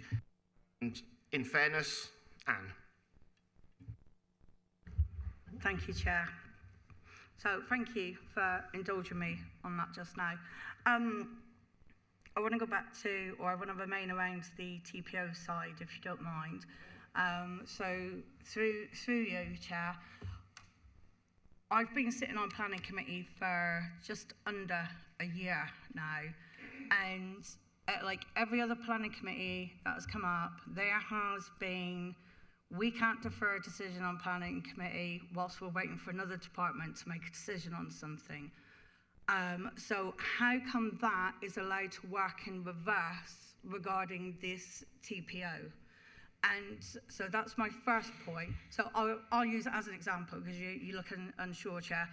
So as an example, if we think back to the Grenville pub and when they were trying to get it registered as an asset of community value and so on, but a decision hadn't been made on that, but we weren't allowed to defer our decision pending that because the two things have got to be separate. Same principle should apply. It shouldn't be different in reverse just because it's council and council. That then goes me on to the next question about there may be guidelines about we don't serve TPOs on ourselves, but that's guidance. It's guidelines. It's not actually written down in the law, is it? So we could actually be doing that. Thank you.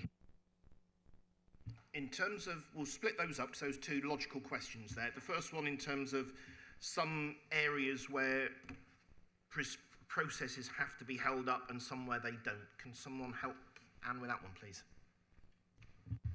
Yeah, no, that's fine. So the asset of community value is a totally separate legal process, so that, a bit like licensing, would sit outside of planning. It's two separate things. Whereas the protection of trees is a power for the local planning authority. So we can protect trees through the consideration of an application and apply conditions for those trees to be retained. Or, as been discussed, you can use a tree preservation order also to protect those trees. So that it's all part of the same planning act. It all falls to the local planning authority. And as we've discussed, the terms of reference would, in some instances, bring the making of a tree preservation order to this planning committee. So in this instance, the process where we have a planning application which involves trees, we would consult with our specialists on trees to understand and assess the amenity impact and the amenity value of those trees, and that's what's being done in this case.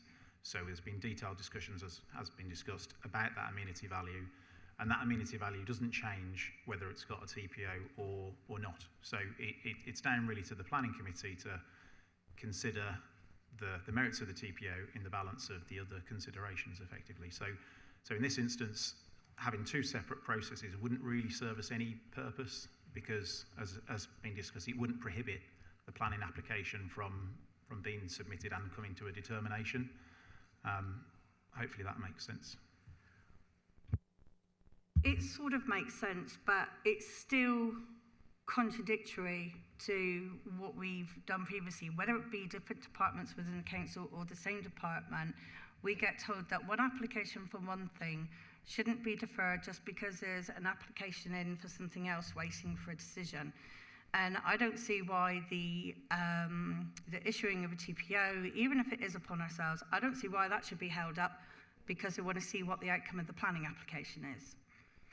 Well, what I would suggest is, and I mean, I totally accept Alan's point. I don't think Alan is misleading us in any way. So given that, I don't want us to have a debate about TPO procedures here. You know, is it guidance, is it law?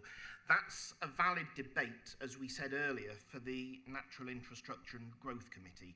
So if there is scope for amending the procedures that we ask Alan, and I don't know if there is or not, that's an open question. If there is scope for that, I would welcome our colleagues on that particular scrutiny committee hearing from Alan in a bit more depth, because at the moment we're considering housing or not housing on this site. That should be the focus of our deliberations. But I think given the debate we've had, it would be really useful if our scrutiny colleagues heard from Alan and to see if there is any room for tweaking, changing. There might not be, I don't know, but I think that would be a really interesting discussion for them. Jeremy. Could I possibly move the conversation away from the trees for a moment? No, we just got to stay with the trees. Huh? Not all of us had a chance to speak. I know, but I just... Well, hang on. This is a very controversial debate on a very contentious issue, and everybody has behaved with decorum and good humour, even when we disagree. So can we all continue that process, please, all of us? And I'm not looking I'm not looking at anyone in particular, but if we could do that, I'm sure we'd all be grateful. So as I said, I'd just like to, because there are multiple issues around this planning application, one of which is the trees, but only one of which. I believe that one of the main issues, which was raised in the public speaker, was the loss of a public amenity space. Although Councillor Smith has raised this, I think this is an important consideration in this planning application, and the greater clarity which has been raised on access to alternative sites, and the fact that, you know, that the community around Wilmont Gardens have not got access to a site 250 metres away, or an equivalent site 250 metres away, but it's more like 680 metres away.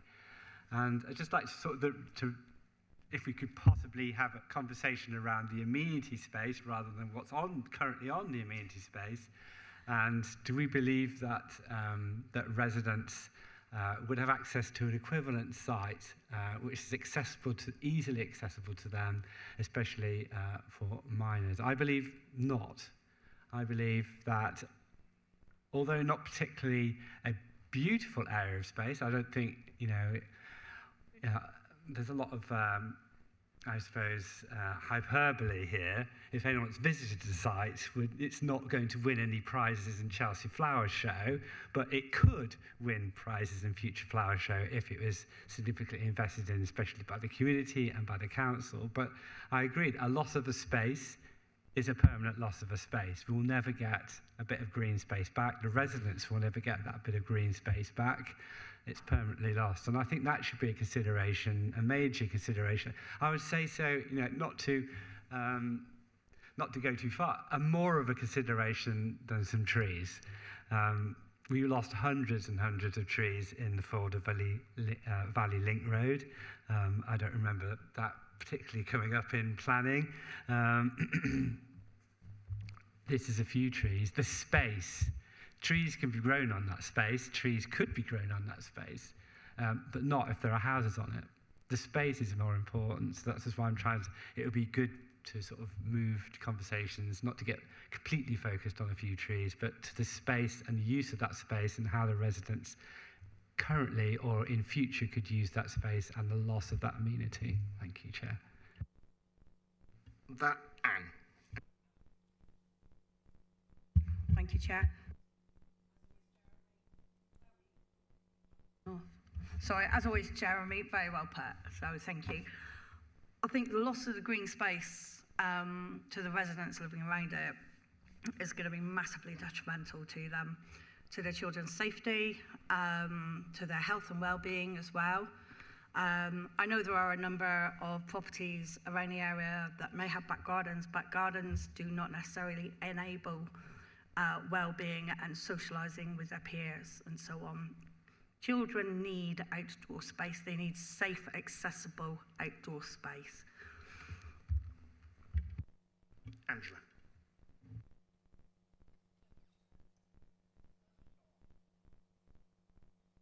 There you go. I think this is one of the most difficult things to consider. And when we discussed it before, I thought long and hard about this and did in the end vote for the housing. And I just wonder if at this point we could, Chair, can we ask Mr. Wingfield just to explain the new material considerations we have to give to the NPPF? I know that you've spoken from the heart about children and playing and green spaces, but you know, we do have this, those are not necessarily the planning issues that we at this point, not the only ones that we have to consider. And because we're in a new era with new protocols and a new framework, it's really hard to make these judgments and to get the weighting right. I just wondered if we could ask for a bit more guidance at this point. Of course. Yeah, thank you, Chair. So yeah, I mean, that is one of the big changes since the application was last brought to committee, is that we have had the revised NPPF published. That does set a new methodology for calculating the city's housing needs. And as a result of that, as has been explained at previous committees, that means we no longer have a 5-year supply of land for housing. And so that gives us a different decision-making process for considering sites such as this, which are proposals for new homes. So there is a process that we will go to, and in effect, we have to defer to the National Planning Policy Framework, paragraph 11D, and in considering any adverse impacts of permitting the development, we would have to, I'll just read it out. So any adverse impacts of permitting would significantly and demonstrably outweigh the benefits when assessed against the policies in the framework taken as a whole, and then with particular regard to certain paragraphs in that plan. So that's the level of change, if you like. So last time that we came, the balance was more even. We're now in what's called the tilted balance scenario, and so that weight that's given to homes is higher. We do have the benefit of policy leads and housing delivery leads in the room as well, if you would want further information on that.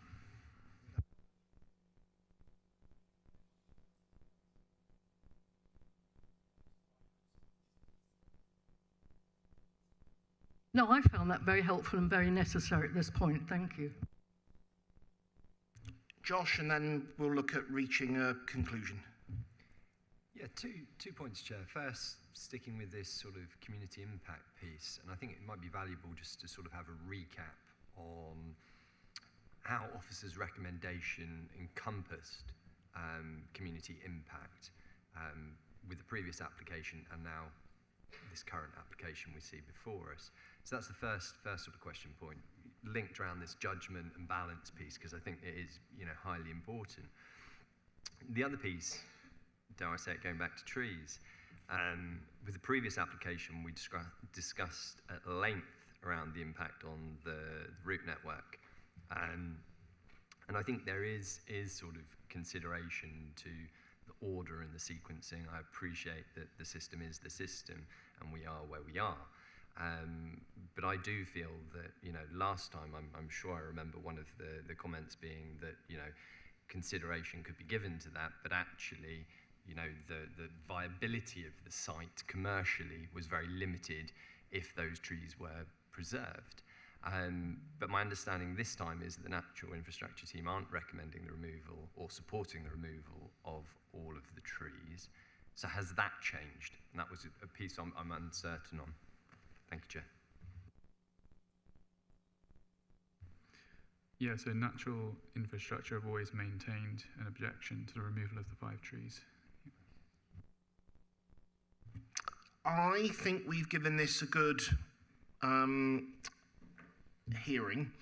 Is there anything, and I'm sensing a lot of negativity in terms of people's votes, but that's not to prejudge anybody's decision.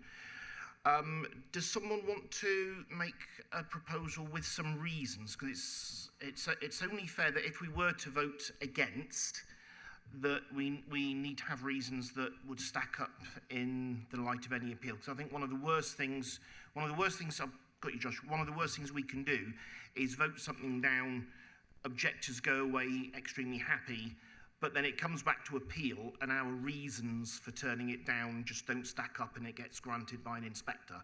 That would be, it might be a reflection of our view, but I'm not sure we'd be doing a great service to the wider residents. Josh? On those last 2 questions, you answered the second, but not the first, and I feel that maybe that first might be important to that, and it certainly would be for me. So at the moment, my impression of the value, the community value of the site is largely based upon what the residents have spoken very passionately about and the representations we've seen and heard.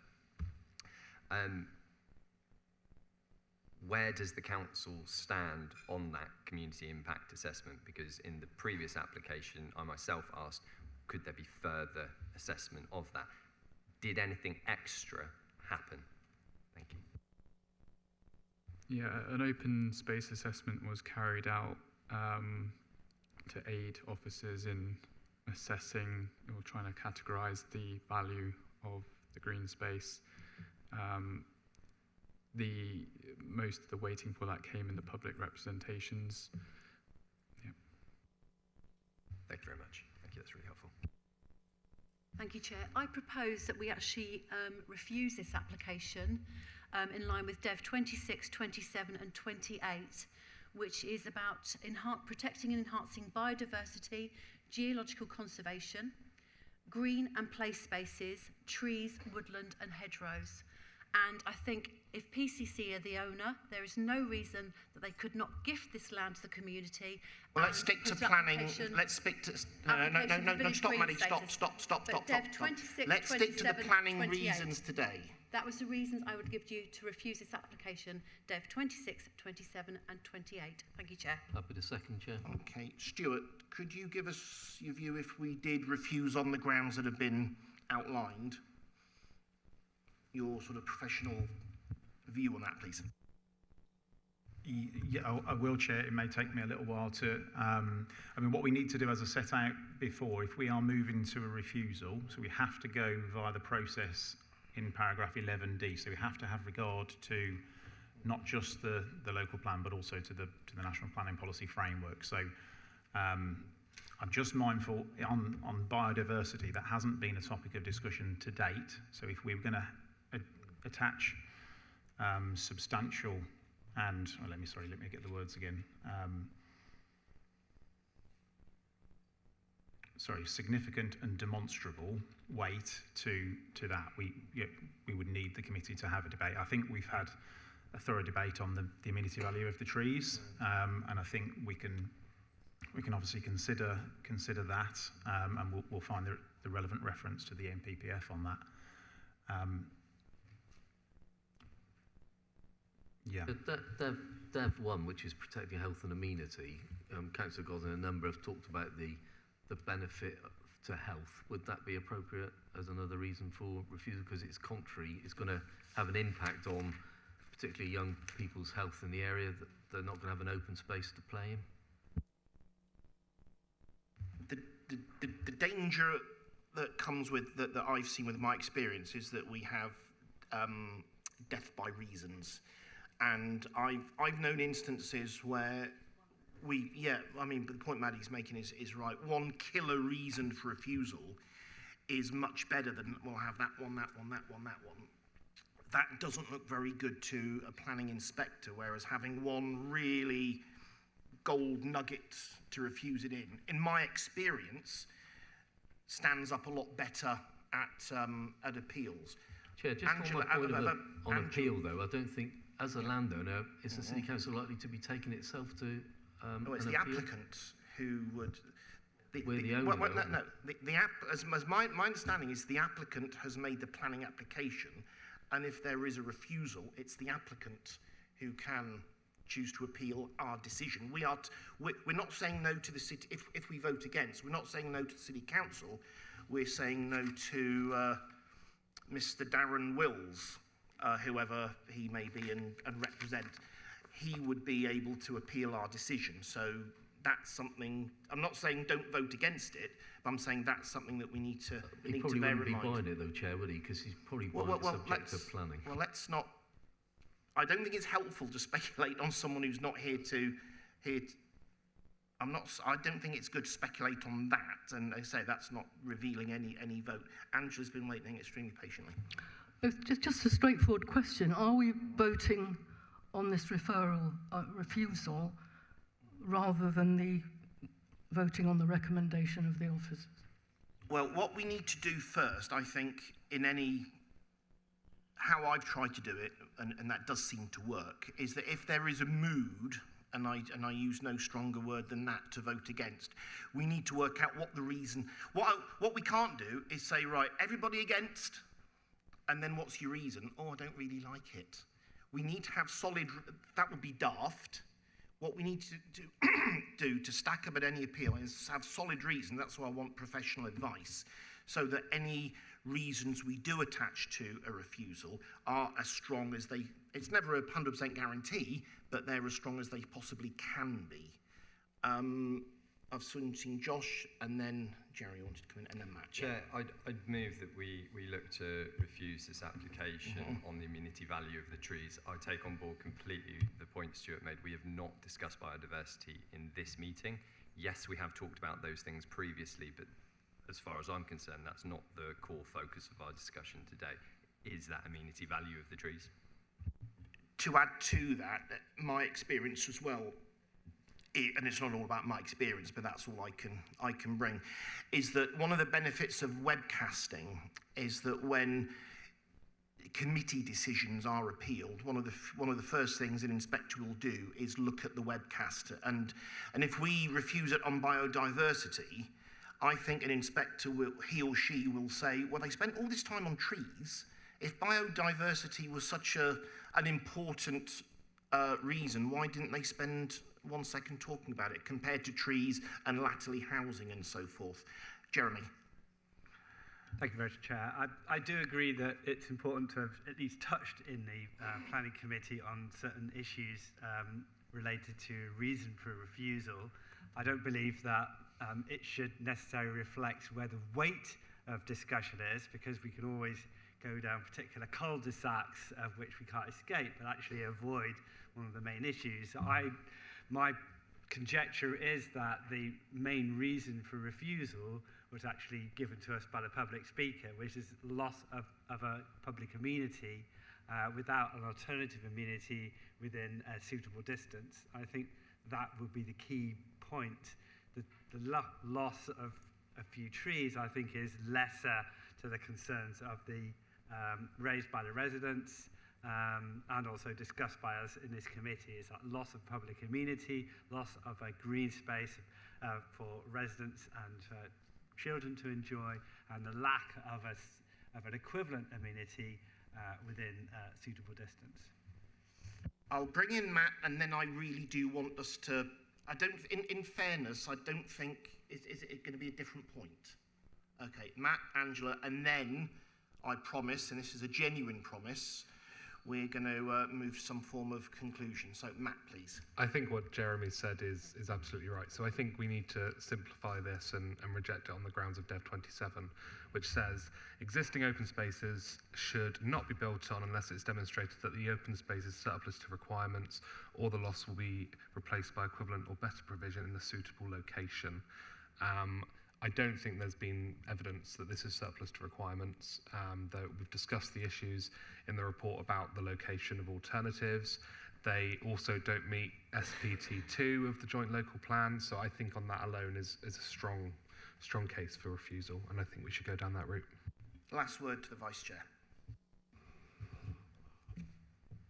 I'm almost too afraid to say this, but I would just like to put it on record, if there's ever going to be people looking at a webcam, that I think, whilst everything we've said, there could be 5 really valuable, affordable homes, tremendous gain to people who are in temporary accommodation right at the moment.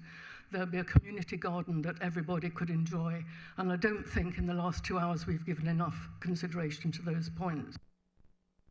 Thanks.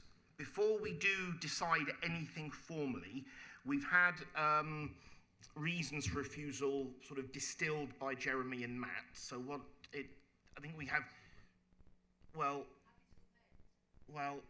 I'm happy to amend my proposal for refusal and use Dev 27 and 28. 27 because of the loss of amenity, as our speaker and Matt and Jeremy have alluded to, but also 28 because we've had a massive discussion around the TPOs and the trees as well. Thank you, Chair. All right, Matt and Jeremy, as commentators on that, are you happy to? Is there anything you disagree with there?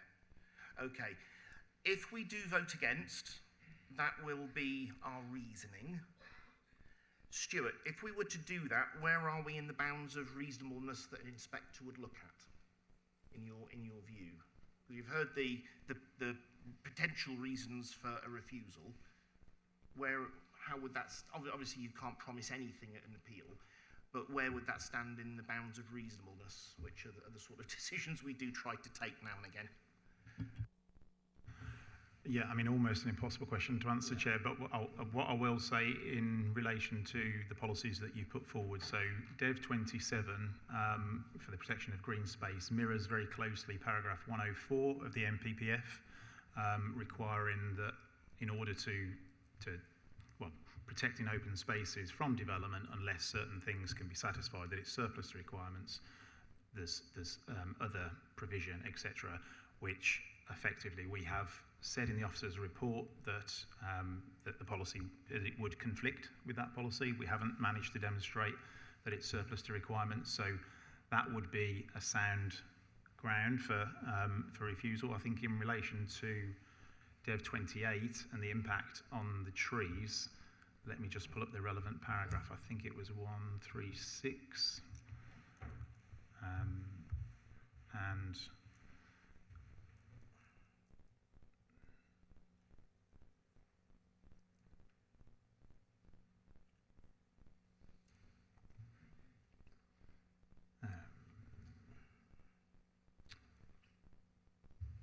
And so paragraph 136 does include that existing trees are retained wherever possible. So I suppose the committee would need to be considering, in this case, they think that the trees could have been retained, but also obviously attributing some amenity value to the loss of those trees. So I think that is, I mean, again, the report is, you know, it's undisputed that the trees have significant amenity value. I think we've all accepted that, and that the loss is a significant issue. I think so I think those are two valid reasons, and given the nature of the debate at this and previous committees, that would be a reasonable approach. Obviously, we do have officers in the room that can talk to the housing delivery need in the city and to the policy position. So if committee would benefit from hearing from them first in relation to the weight that should be given to the provision of housing, that is on offer. I take Andrea's point about committee changes, but I'm confident today that we've given this a good run around, and I'm not sensing a great need to go into the housing issue. I don't think anyone disputes that. I don't think anyone is minimising its importance, but the fact that these debates they evolve themselves naturally. We've gone where we think the importance lies. And I think if there was a different mood, we might have concentrated on other questions, but there hasn't been. And we now find ourselves, I think, ready to take a decision.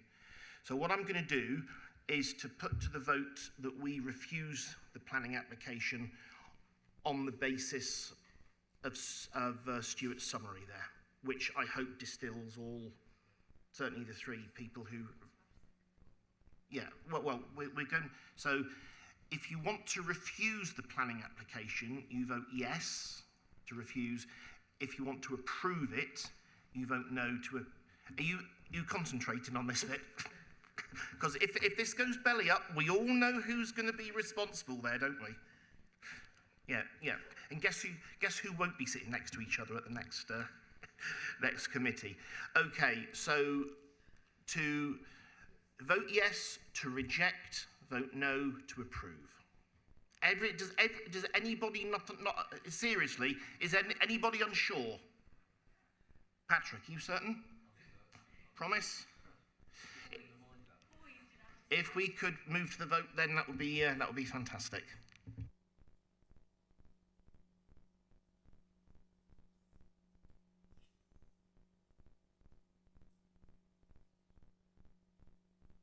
I think that's it. Jeremy's not worried about the time, so as we had previously, so the vote is to refuse. And Stuart, if we could just perhaps bring members up to speed if there are any awkward word of the day developments on the application afterwards.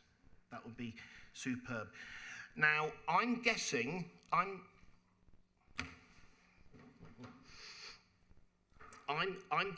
that Anne might need a couple of minutes just to get ready for her speech. So should we take a 5-minute break? We've been going a while on that one. Would that be okay?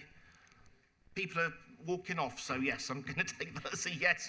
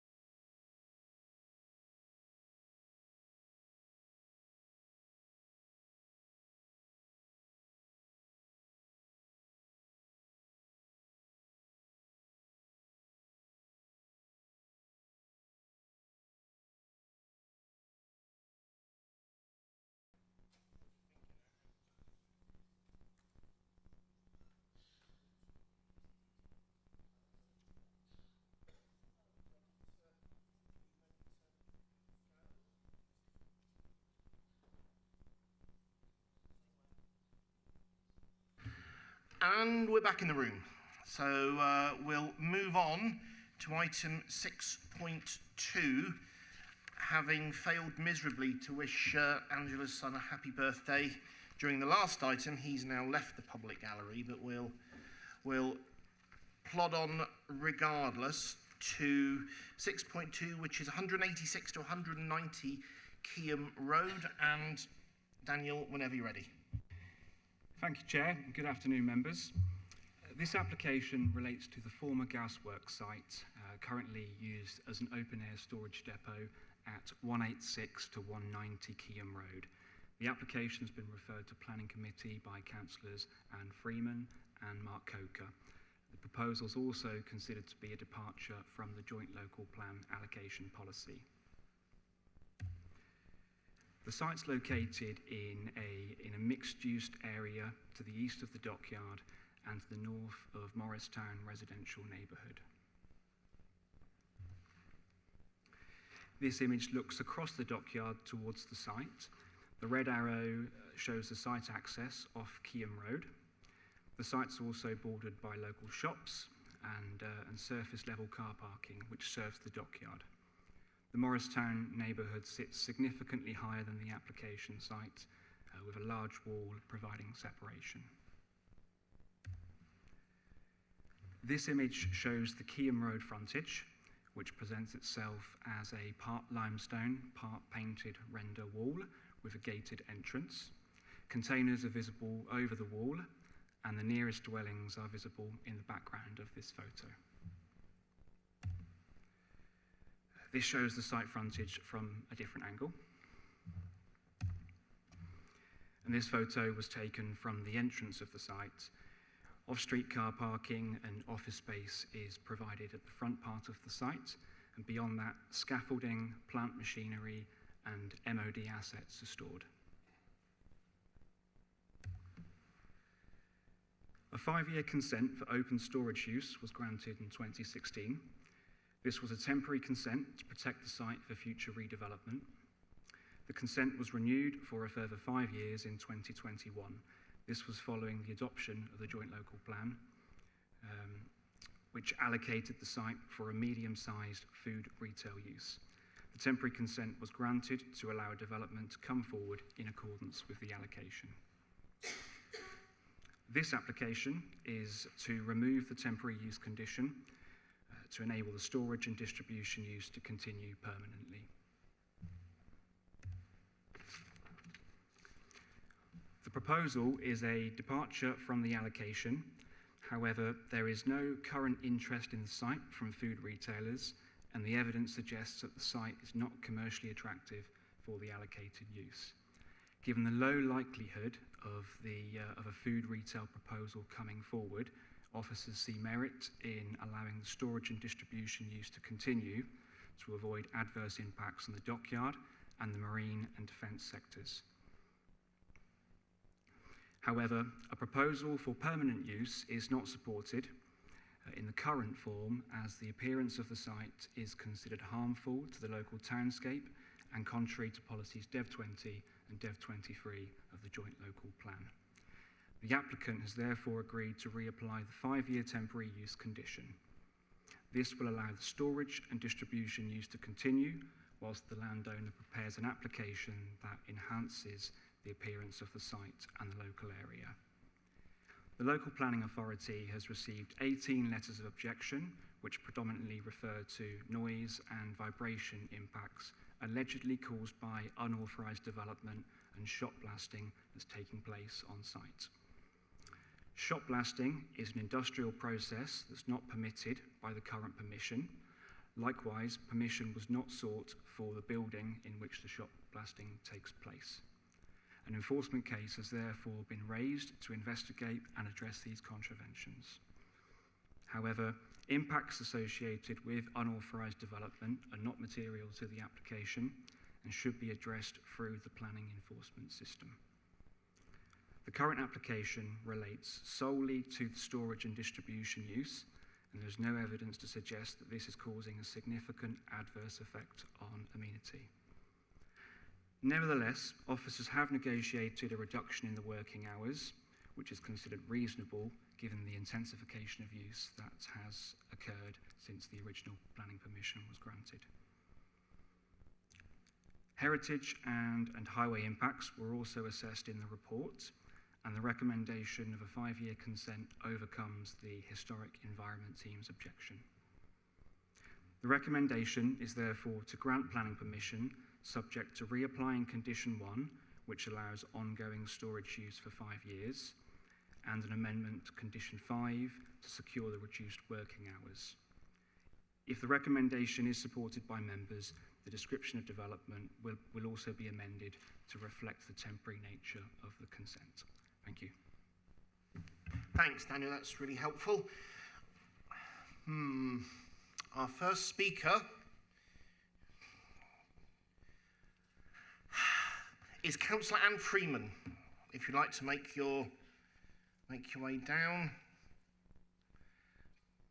Welcome to today's planning committee. As I'm sure you know, you have 5 minutes. Would you like to be told when only one is left? Whenever you're ready.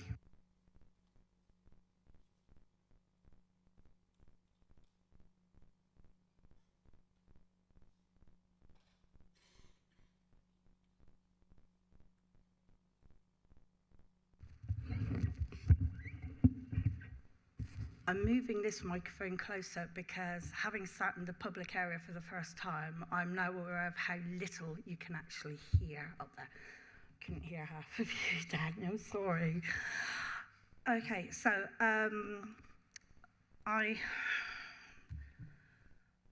all I did was close the laptop screen and everything's disappeared. In fairness, we won't start the clock until you are ready to, yeah. Someone second it. Let me know when you're ready. It's because it's gone 6 o'clock. Laptop don't like it. You're not updating, are you? Better not be. I'll be livid. It's just waiting for where to reopen. Sorry, Chair. No, these things happen. That's because you made me move from here back up there, so I shut the laptop. Right. Okay, our next speaker, then. Are you ready to sit? In all seriousness, are you ready to go? Yes, all right. seriousness. The clock will start when you do. All right, thank you. So, thank you, Chair. So, whilst this planning application can only be looked at on its own content, i.e. storage, it should also be noted, as Daniel said, that the company involved does not have planning permission to carry out the additional activities that they have been doing for some time. These activities include loud grinding work, fabrication, and shot blasting. Planning enforcement, as Daniel said, have been involved, and whilst the company has now apparently been advised to submit a full planning application covering all of the activities, this may not happen for some time. In the meantime, our residents continue to be affected by noise, vibrations coming up through their walls, and constantly living on edge, waiting for the next round of noise, the next round of shot blasting, the next early morning, i.e. 6 a.m. reversing beepers from the vehicle movement on site. When Denholm was visited by the planning officer and planning enforcement officer, the PO was advised that shot blasting is undertaken perhaps once a week for a maximum of 4 hours. When I met on site with Denholm last week, with their own planning officer and landowner, I asked them direct how often shot blasting was undertaken. And I was informed this is on an as and when needed basis. It could in theory be every day and no time limit, but apparently they have a record, a register of that activity. But in my mind, that contradicts the information that had already been given to the planning officer. I agreed to meet with Denholm to try and seek a compromise for local residents around the site. I felt we had reached an agreement for their working hours of Monday to Friday, 7 a.m. to 7 p.m, Saturdays 9 a.m. till 1, possibly 2, with no work on Sundays or bank holidays unless it was office admin work. I felt this to be a perfectly reasonable request on behalf of the residents, because they are entitled to have some peace and quiet within their homes and gardens. Unfortunately, later that day, I was advised by the planning officer that this is not what Dunholm had gone back to them with, and they're still pursuing a 7-day working week along with bank holidays. Now, whilst this application has to be treated separately to any future full application, it overlaps because of the activities and noise. There was no cessation order being put on the activities pending a full application, as the enforcement officer did not feel the level of noise was distracting enough, even though residents live on edge every day. Noise and vibrations within homes was not monitored. So because the current activities are taking place, and there is this request for an additional 5-year period, on behalf of residents, noise and disturbance needs to be curtailed for the right to peaceful enjoyment of their own homes and gardens. Therefore, I am requesting that committee move away from the planning officer's recommended conditions of working hours and insert new ones. That Denholm may only operate Monday to Friday, 7 a.m. till 7 p.m., with no vehicle or machinery movement before 7 a.m. I have driven past the site before just after 6 a.m. and seen the lorry and tractor type movements on the site. The second one being that Denholm may only operate on a Saturday from 9 a.m. to 1 p.m. with no vehicle or machinery movement before 7 a.m. That Denholm is not permitted to operate on any Sunday or bank holiday. 1 minute. And thank you, unless this is purely for office-based work. Any resident in Plymouth, anywhere in Plymouth, should be able to have quiet enjoyment of their homes and gardens. Some of these residents have lived there for over 40 years, long before Denholm moved on to the site. I asked Denholm why they hadn't previously applied for full planning permission, and they alleged that they didn't know it was needed for the activities they're undertaking. Denholm is a multi-million-pound turnover company. I find that hard to swallow, and I firmly believe that if Denholm hadn't applied to have the temporary permission changed, because they were originally seeking permanent, then residents would have not had an outlet to state their objections or to have their voices heard, because PCC would have been none the wiser. Please consider implementing stricter conditions as requested by residents. Thank you. Thank you very much indeed, Anne. Our next speaker is Mr. McCarthy. Is that you, sir? If you'd like to make your way down, you're welcome to join us. I'd like to take a seat. Again, 5 minutes will be yours. Would you like to be told when only one is left? Over to you then, sir.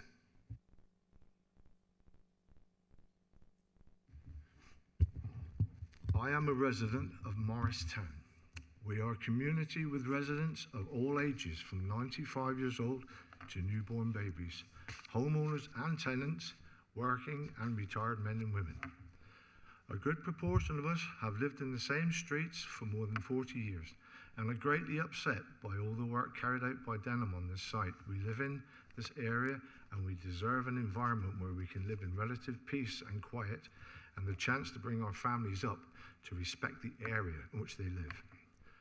The local residents were not given the original notification of change of use by Denholm for scaffold storage to this site, either by post, door drop, or any other means, and therefore had no opportunity to challenge this decision.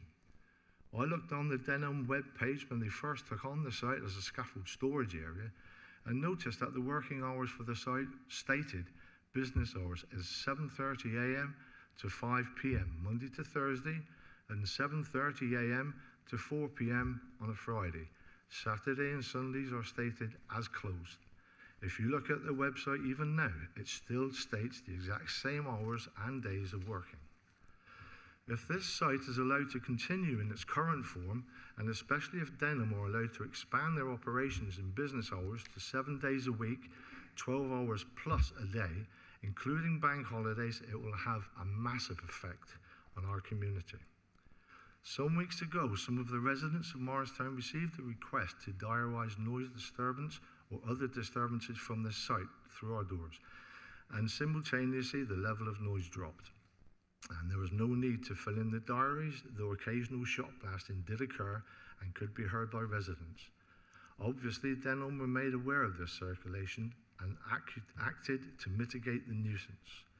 The site, as you have now been made aware of, is used for shot blasting on a daily basis and not 4 hours a week as stated by Denholm, as well as scaffold, vehicle and sundry unit storage. The site, as you have, residents became aware of the shot blasting use well before planning was notified of it because of the increase in activity and noise from the site and the preparation for shot blasting, such as hammering and needle gunning prior to shot blasting, as well as the shot blasting itself.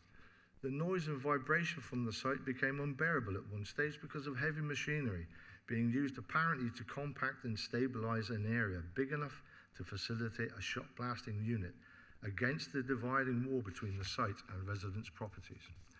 The vibration and machinery noise during the construction of the shot blasting unit was a great concern to residents, and we were worried about the effect this movement of heavy groundworks would have on their properties and property foundations.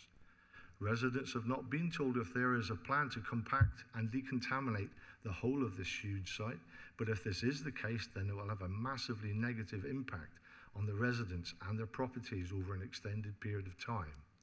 The vibration and noise that accompany this relatively small area, already compacted, will be nothing as compared to the disturbance and disruption from a huge project like this. The impact will be immense. It has also been noticed that Denholm was storing what appears to be cube IBCs and general diesel generators on the site, the use of which on this site near residential properties could mean even more vibration and pollution. Also, the increase in workforce for this site has exacerbated this parking problem in the area by an increase in car activity and increasing demand for parking space, leaving residents constantly searching for very limited parking spots. With new contracts being awarded from the dockyard, we have no doubt in the future Denholm will be applying for more permission to facilitate even more engineering work on this site in relation to the dockyard and looking to work 24 hours a day, 7 days a week, including bank holidays. There must be a brownfield site around Plymouth that would suit their purposes better than this site and have no effect on the local population, or indeed move these operations back to the dockyard where they originated from.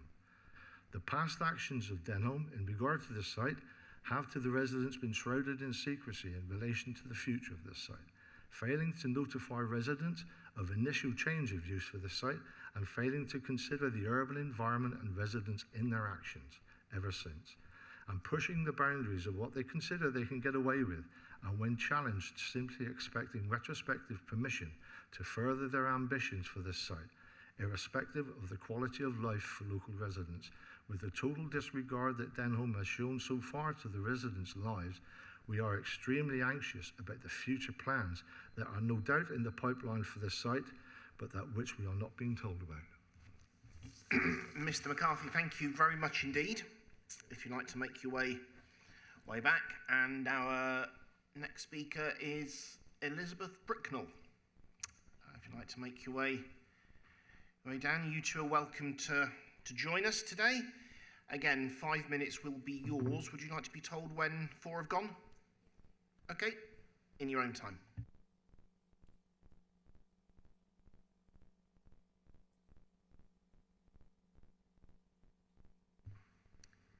Thank you, Chair. Good afternoon, members. My name is Elizabeth Bricknell, and I'm a planning consultant acting on behalf of the applicant, Victoria Wharf Limited, and the site operator. Well, if we can just pause the clock, can you perhaps move the machine a bit closer to you or Jeremy, can you help there at all? I don't know if, there we go. It should be fine. Okay, if we can restart. Thank you. Thank you, Chair. Good afternoon, members. My name is Elizabeth Bricknell, and I'm a planning consultant acting on behalf of the applicant, Victoria Wharf Limited, and the site operator, Denholm Industrial Services. The application site has a long-standing history of industrial uses, being a former gasworks. It now functions as the headquarters of Denholm's Marine Division, and has operated under temporary planning consents since 2016, expanding its operational links to the dockyard. The site now directly employs approximately 150 people. The primary purpose of the application being considered today is to support the ongoing use of the site beyond the current temporary consent, which is due to expire in March 2026. This application initially sought consent to allow the use to continue permanently. A permanent consent would provide a multitude of planning benefits to the site operator, its employees, the adjacent dockyard, and the wider environment by providing ongoing certainty to invest in site enhancements. In this regard, the proposals fully comply with joint local plan policies regarding local employment, supporting the strategic role of Devonport Naval Base and Dockyard, and wider sustainability objectives. However, following positive engagement with council officers and ward councillors, the applicant has subsequently agreed to a further 5-year extension to the current permission. During this time, it is intended that a full planning application would be progressed in consultation with the council for the permanent use of the site. Turning to the land use principles for consideration today, as set out within the supporting planning statement, it is evident that the site's local plan allocation for a medium-sized supermarket is no longer suitable. We would expect this allocation to be reviewed in due course as part of the new Plymouth local plan. It is, however, well suited to its current and well-established open storage use, supporting the city's marine and defence sectors. While this is not aligned with the current local plan allocation, it delivers on several wider strategic planning objectives in the JLP. The site's proximity to the dockyard facilitates the prompt delivery of plant and materials with minimal travel distances, in addition to the convenient provision of yard space for major civil contractors working on the current upgrade of the nuclear docks, further minimising traffic-related air pollution. The proposed continuation of this use would sustain these benefits for the long term, and we ask that this be given significant weight in the overall planning balance. The concerns from local residents with regards to noise, vibration and dust have been heard loud and clear, and the site operator is reviewing its current practices to see where safe changes could be made to alleviate some of these concerns. A revised condition has also been agreed to reduce the existing hours of operation from the current consent. This will reduce the hours of operation throughout the week and weekend compared to the existing situation. The concerns raised with regards to vibrations are continuing to be investigated, as there are no heavy industrial processes carried out on the site that are understood to cause substantial vibrations. It is anticipated that any experience of vibrations in nearby houses may be attributed to the site reorganisation that took place earlier in the year and coincided with the submission of the application. This required a new stone surface to be rolled to maintain a capped site surface to contain any historic site contamination related to the historic gasworks. It should be noted that future investment in the site would likely include a permanent solution to this, such as tarmac, which would remove the need for any future rolling and would simultaneously reduce dust. 1 minute. Noise monitoring continues to be carried out to ensure noise levels remain within the acceptable background limits, which are significantly elevated in this area due to the heavily trafficked Keam Road and the proximity of the railway. It has also come to light that there are structures and processes carried out on site as part of MOD contracts that fall outside of the existing planning consent. These are being separately addressed under the enforcement regime. Any future planning application would be supported by the necessary noise and vibration assessments to make sure these uses are compatible with neighbouring residential uses. In closing, the proposed continued use of this long-standing industrial site would allow the operator to maintain its role, providing a critical service that supports the strategic function of the naval base and dockyard, and would secure the significant local employment benefits it currently delivers. We therefore kindly request that committee grants planning permission for the application today, which would pave the way for long-term future investment at Keam Road, securing its sustainable future. Thank you. Thank you very much indeed, Ms Bricknell. If you'd like to make your way back. Chair, can I just, on a matter of declaration of interest, Yeah, the of more course. I hear of the application, the dockyard isn't just one entity, it's a number of entities. The entity I work in, and the reason I asked the question at the beginning, does not use Denholm as a contractor. I know the contractors that support the warships business, but clearly the representations are being made. Wider Babcock are obviously the partner in delivering submarine infrastructure works, and as an employee of Babcock, I feel, as a commercial manager in particular, I feel I should declare an interest and not take part in the item, if that could be noted, please. Is that a disclosable pecuniary interest? Because I work for the company potentially benefit, and there's a commercial relationship with Denholm in submarines, not in my bit, but I'll declare a pecuniary interest and leave, Chair. It's always your call, but we thank you for bringing it to our attention, and we'll certainly minute that for everybody's certainty. Patrick, thanks. Okay, open to the committee, and Jeremy was first.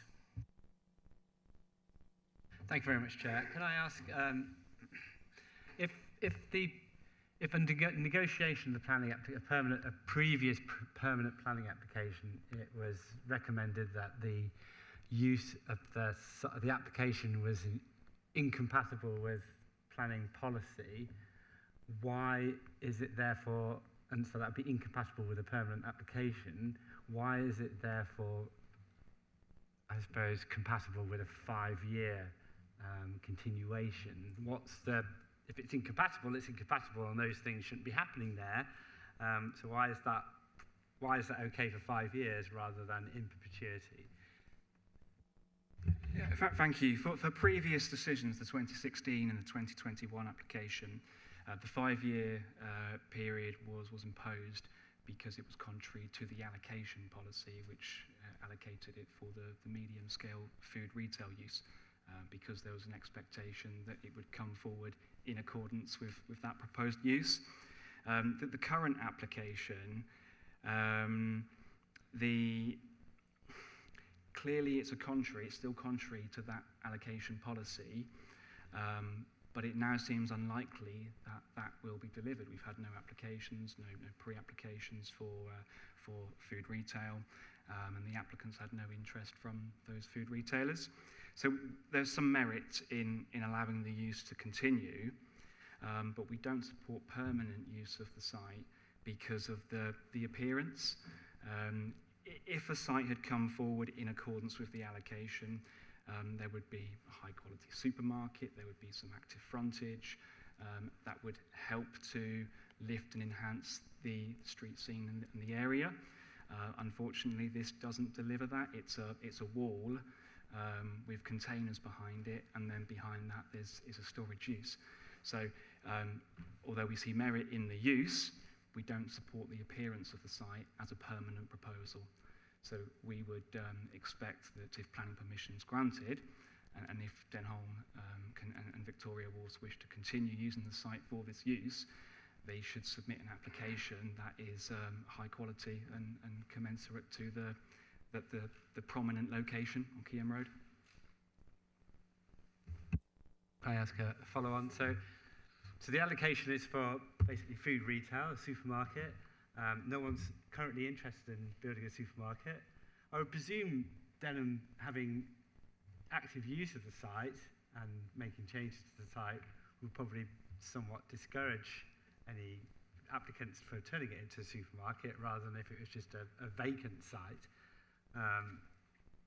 So this seems to, your arguments were that basically the appearance of a container industrial site for food store, for whatever they're doing there, is shop blasting, it seems, is obviously less amenable than a lovely shiny supermarket, and that's where we want to get to, and where we are at the moment is not where we want to get to. So surely the appearance is not going to change.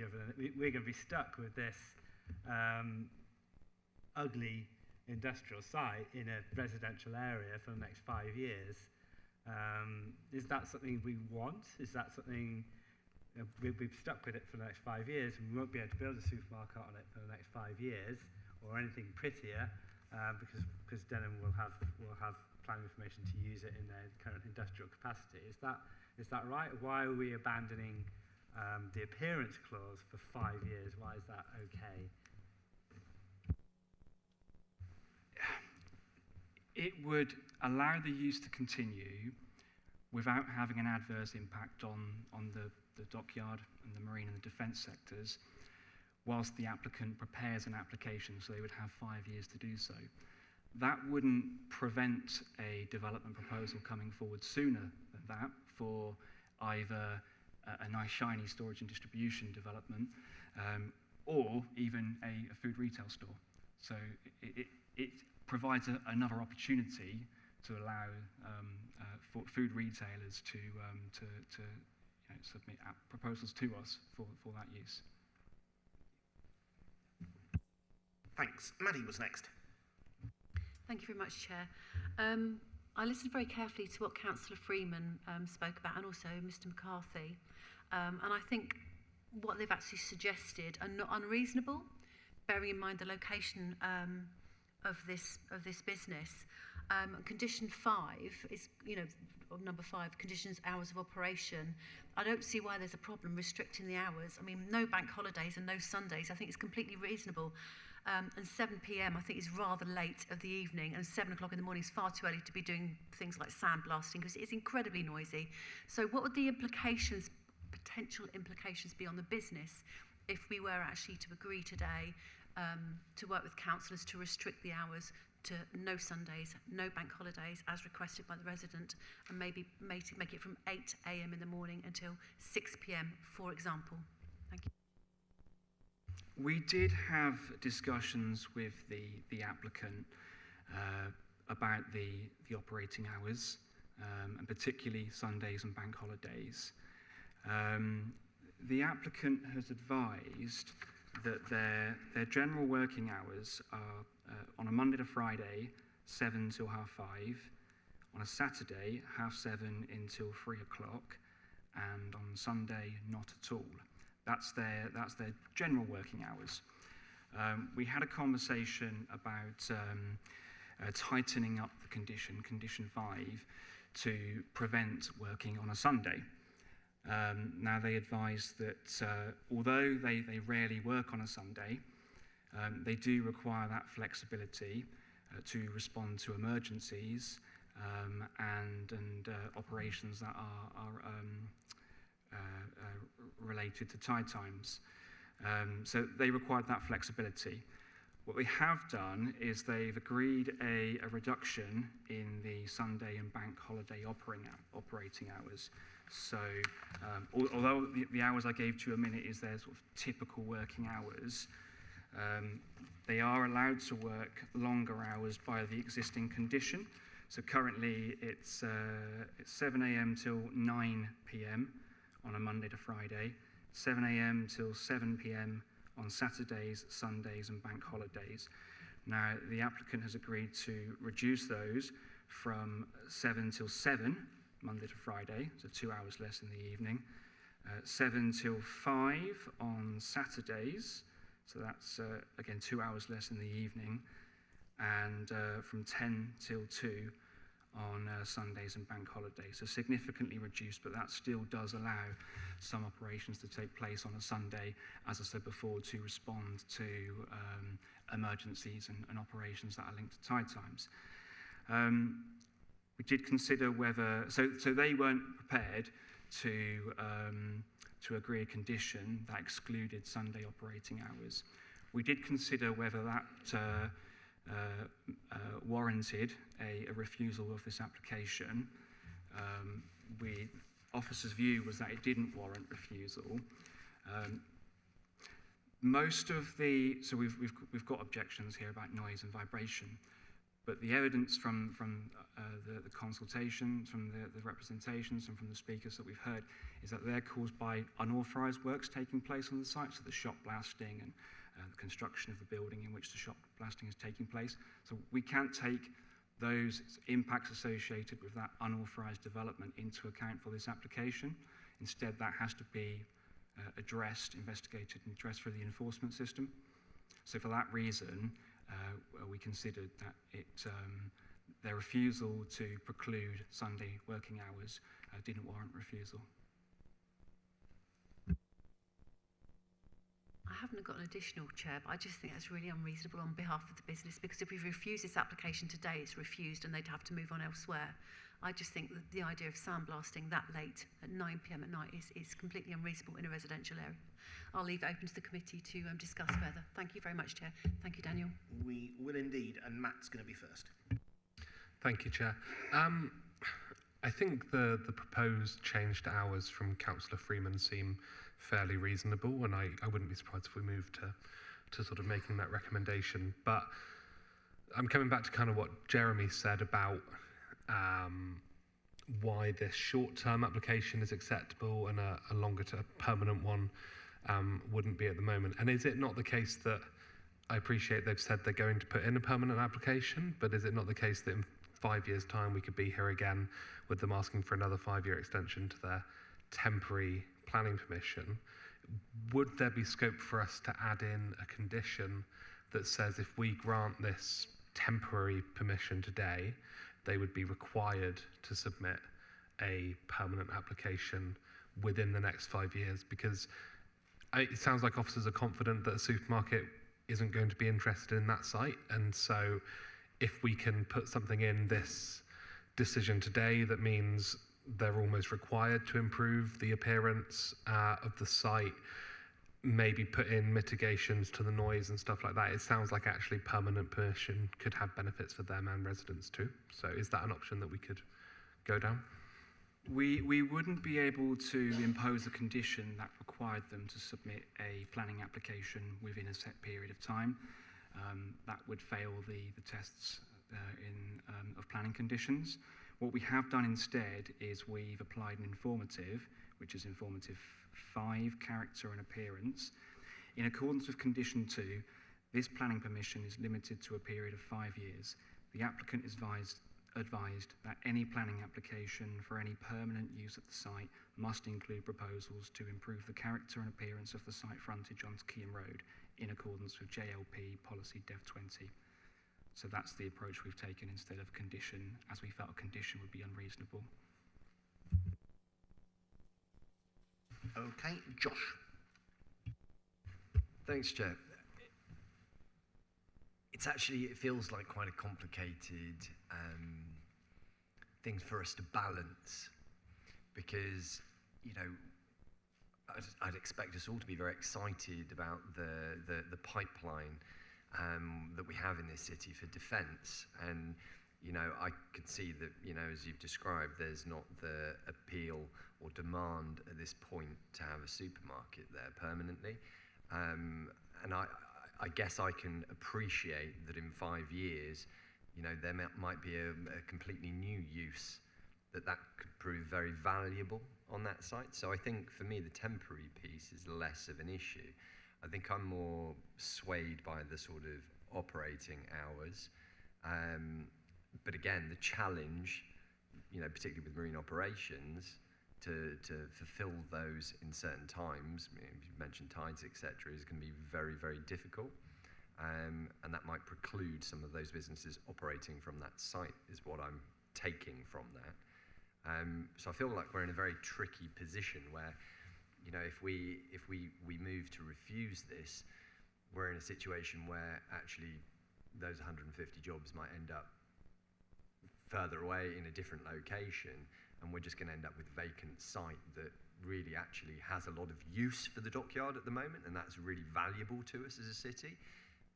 But very mindful of the really good representations that we've had from the community that, these illegal operations are taking place. I mean, personally, I'm reassured that, the process is going to investigate that and try to remedy that. And I guess for me, the real piece is now, how can we find more of a compromise when it comes to the operation and those hours? Is there, you've talked around the 2-hour reductions in the evenings. Is there, I guess, is there a point where we could put a condition that brought that slightly lower, that isn't going to turn people away from operating their businesses there if it was till 6:30 rather than 7, and make some concession to the residents there? because they don't know, as we don't know, how long it will take to remove the challenges of illegal operations, but actually that might give them some certainty that in the future, regardless of the operations, it's only going to be in those set hours. And could we minimise that slightly? Thank you. Yeah, the operating hours have been reduced quite significantly compared to what's currently allowed under the existing planning permission. For us to impose a planning condition to restrict the hours, it would need to be necessary to make the development acceptable. Now, the storage and distribution use has been active since around 2016, around 9 years. I've spoken to the Public Protection Service, and we've never received a complaint about this site, noise, vibration, or otherwise. Never had a complaint. When the application was submitted in 2020 and approved in 21, there were no letters of representation in response to the application. Unfortunately, there's been a lot of unauthorised work that's taken place over the last 12 to 18 months, including laying foundations, putting a building on the site, shot blasting taking place. And it seems like the objections that we've received, noise, vibration, and so on, they are linked to operations that don't have planning permission. The application that's in front of us today is for the continued storage and distribution use. So approving this application would not imply support for the unauthorised development, and it wouldn't imply support for any future application within the next 5 years, should one be submitted. So we're looking at impacts from the storage and distribution use alone, and putting aside the impacts from the unauthorised development. We've been to the site several times, including when the shot blasting was taking place, and our view was that the noise impacts were not that significant to warrant refusal. So we have reduced the noise conditions quite significantly, and we felt that was justified because there has been an intensification of use since planning permission was first granted in 2016 and again renewed in 2021, because the development has become more intensive as the dockyard has grown, and therefore there's been increased demand for support services from this site.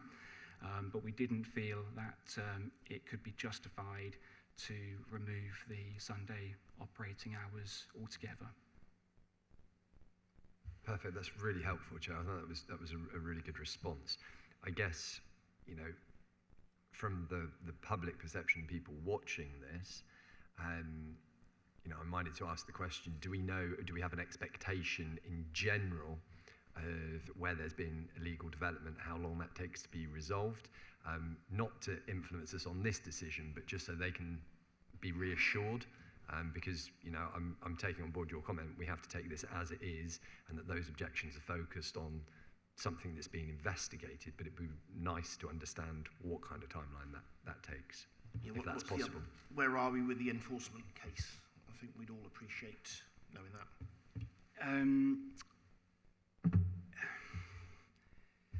The course of action will be determined by the severity of the impact.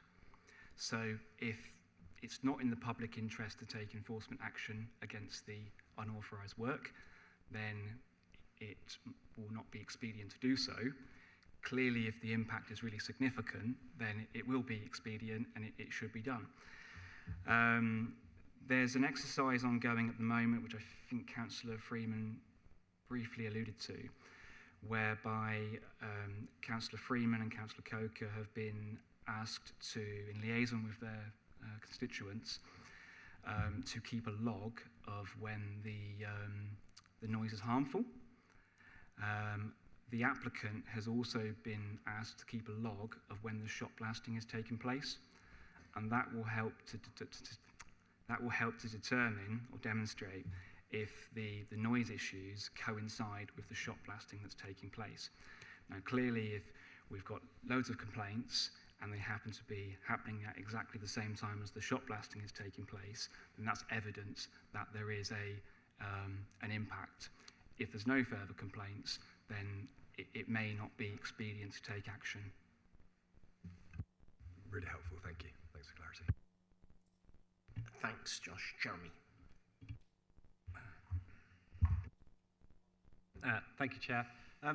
You mentioned about the necessity to allow some restricted operations on Sundays and bank holidays due to emergency work or due to the restrictions of the tide. When you say emergency, does that, in the sort of usual sense of the word, mean there is a possibility of loss of life or health or injury? Is it alleviating that, or is it an emergency as in I've got a contract that needs completing and I'll get some additional money or not receive some money if I don't contribute this contract at a certain time? Which of those cases is it? Is working on a bank holiday and a Sunday, is that going to potentially save someone's life or prevent someone from harm, or is it's just giving greater flexibility to contracting? Most of the work that the site operator does is in support of Babcock. So by reference to being responsive to emergencies, it would be an emergency from the dockyard. Unfortunately, Patrick might have been able to give you a better answer, but I'm not sure what would constitute a dockyard emergency. But the site operator, an applicant has advised they need to be responsive to emergencies within the dockyard. Is there any way, Jeremy's asked a really helpful question, is there any way in the decision that we're about to take that we could spell out what we think is an acceptable definition of an emergency? I hope this is going in to support of where you are. That if we could say an emergency where there's, a danger, loss of life, chemicals about to be released, that type of thing, as opposed to we're not going to fulfill the contract, which might be bad news, but certainly isn't an emergency in the sense that a planning committee would determine it. Is there any way we can spell that out? We could try to define what an emergency might be, and that would probably require some further deliberation outside. Whether it's linked to an event that threatens loss of life, I don't know. But I would come back to an answer I provided previously, which was about to impose conditions, we need to be satisfied that they are necessary to make the development acceptable. And as I said, having visited the site, the noise impacts from the storage and distribution use are not considered to be that significant. Impacts associated with other activities like shot blasting and construction work which has taken place, perhaps that is more harmful to neighbouring amenity, but our view is the impact from the storage and distribution use alone is not that harmful, and therefore I'm not sure that it would be reasonable or justifiable to impose further conditions on to define emergencies and so forth. Chair, can I just continue from that? I think that there's so first of all, just a very quick question that should clarify my next question, which is the applicant the sole operator on this site? Denham. The applicant's Victoria Wharves, the landowner. Yeah. The site operator is Denholm. Mm-hmm. Denholm is the sole operator, but they do sublet space to the MOD to securely store assets on the site. Okay, so they're doing the shot blasting in contravention to the current planning. Yes, they're doing it on behalf of the dockyard. So when I visited the site, there was part of a boat or submarine which was in that unit being shot blasted. Okay, so a resident has come forward, the councillors have come forward, and they have not just simply raised issues around shot blasting. I think the shot blasting and I suppose covered industrial uses of that site have raised the consciousness of the noise and disruption of that site, which also involve the storage. They did mention the aspects of noise related to storage, which is, large lorries arriving, reversing, engines running, and things like that. They were all mentioned. So it seems to me that it is reasonable to take this into consideration when putting restrictions on the site, as you would, if I have residents that are next to supermarkets and they have deliveries at the supermarkets very early in the morning, they are reasonable in making complaints around that. It's a residential area. There are houses very close in proximity. HGV lorries are noisy things, and reversing sirens are also noisy. And it's reasonable if you live next to the site that you would want those noises minimized outside of times when you might want to enjoy your property or indeed sleep at your property. So it seems reasonable to me. Now we've heard the considerations from the councillors and the resident, that it would be not unreasonable to set these restrictions that Councillor Freeman put in place, because residents have told us that they find the noises from the storage facilities unreasonable, and that these have arisen over time and been prompted by the additional noises. So I'm minded to ask for a further modifications to this in line with that proposed by Councillor Freeman, which is to restrict the weekday operating times, the Saturday operating times, and to basically require no operating on bank holidays and Sundays. And that would not, I suppose, be unreasonable for an industrial site which is in close proximity to a residential site. Ultimately, of course, that's, were Patrick here, he would also say that that's a matter for the committee to decide. It's in our hands to go down the route that you're suggesting or not. And that's definitely within our remit. Matt, did I see your hand up? Thanks, Chair. Jeremy's addressed a lot of what I was going to say, but just on a matter of clarity, I'm satisfied that actually prior to this additional activity taking place, based on the fact you said the council hasn't received any complaints previously, there were no objections to last time they sought to extend the length of time they had planning permission. I'm kind of satisfied that that general activity that they are permitted to do under planning permission probably isn't particularly disruptive. So if we were to approve this today, just on a point of clarity, that would then have no effect on the investigations that are separately happening into the additional stuff that is being more disruptive. And obviously, if you found them to be in breach of their planning regulations and whatever, then sanctions can be applied separately to that. So the decision we take will not affect that whatsoever, correct? Correct. Okay, thank you. Anybody? Maddie's looking hesitant there, but go on. Sarah said something earlier about being the queen of point of order. I don't want to be the queen of deferral, but is it not unreasonable potentially to defer this so more discussion can be had with the local councillors, with the applicant, to actually make the condition of hours of operation more robust, and perhaps bring it to next month's committee? Is that something potentially we could do? Because Anne made a very good point about restricting the hours, and the applicant has said they can't restrict the hours. I mean, an emergency to me is someone's going to die, not a bit of sandblasting in a submarine. So I'm just thinking, is that a possibility? We could, yeah, I mean, ultimately we can defer anything. Close your ears, Stuart, we're not planning to do that. No, my response to that would be, where are we trying to get to? And from my perspective, we've heard from the applicant's representative, we've heard from Anne and our constituent. I normally look at deferrals, as I said about the previous item, in terms of we don't have enough information on the height of the building or the design of the building or whatever. We're not ready to make a decision. I think we've heard enough that there's no hidden or unknown information that's stopping us making a decision.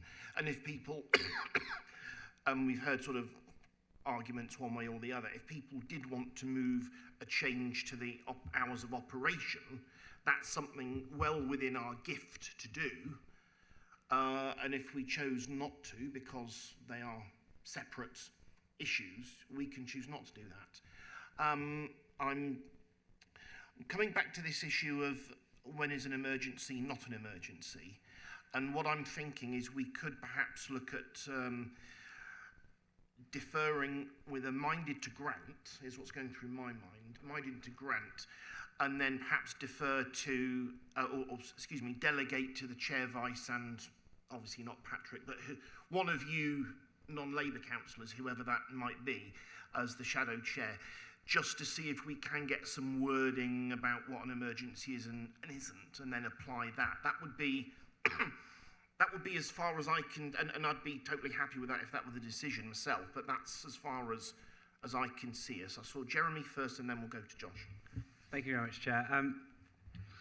In my mind, I don't think if there was an emergency with loss of life or limb, that a minor consideration around planning would stop someone from taking that forward. And if there was an investigation, you realise that, oh yeah, we had to go on site on a Sunday because there are a bunch of people trapped in a submarine in the under the Tamar. We needed some equipment from the site. I don't think that I think that investigation would be quite valid.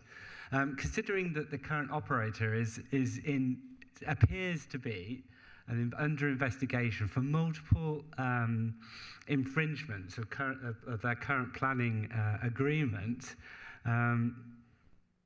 I would be minded that we don't need to argue about what an emergency means. I think what we need and what the residents need is a very clear set of guidelines that everyone can understand, including the applicants and the operators and the residents, which means, okay, so we're putting restrictions on that site, so you won't be working outside of these hours, or on a Sunday, or on bank holidays. And everyone then knows where they are. Everyone knows, you know, if you've been on the site and you've been doing shot blasting when you shouldn't, then the residents might feel that the applicant probably couldn't be trusted to work within certain, more, I suppose, subjective considerations around the use of Sunday or bank holiday or evening work. And I think under this situation, the residents and the operator will probably have a lot of clarity in having very definite and defined restrictions on working on this site. So I'd like to make a formal proposal that we set additional considerations on the working hours of this site, such that working operations can only be put in operation between the hours of 7 a.m. and 7 p.m. on weekdays.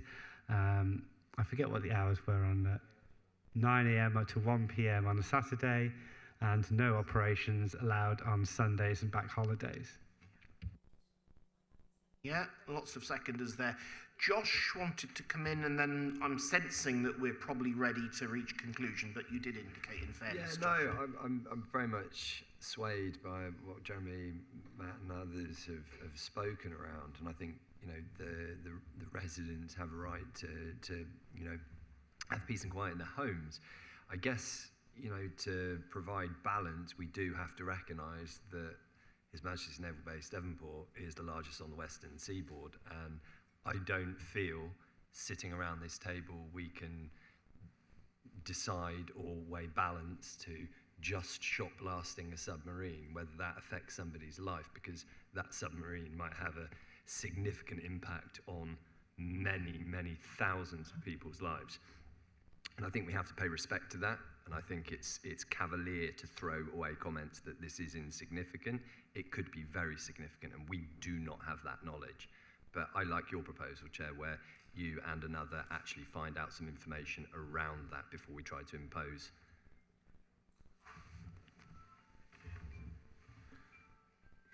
That's not Anne calling you, is it?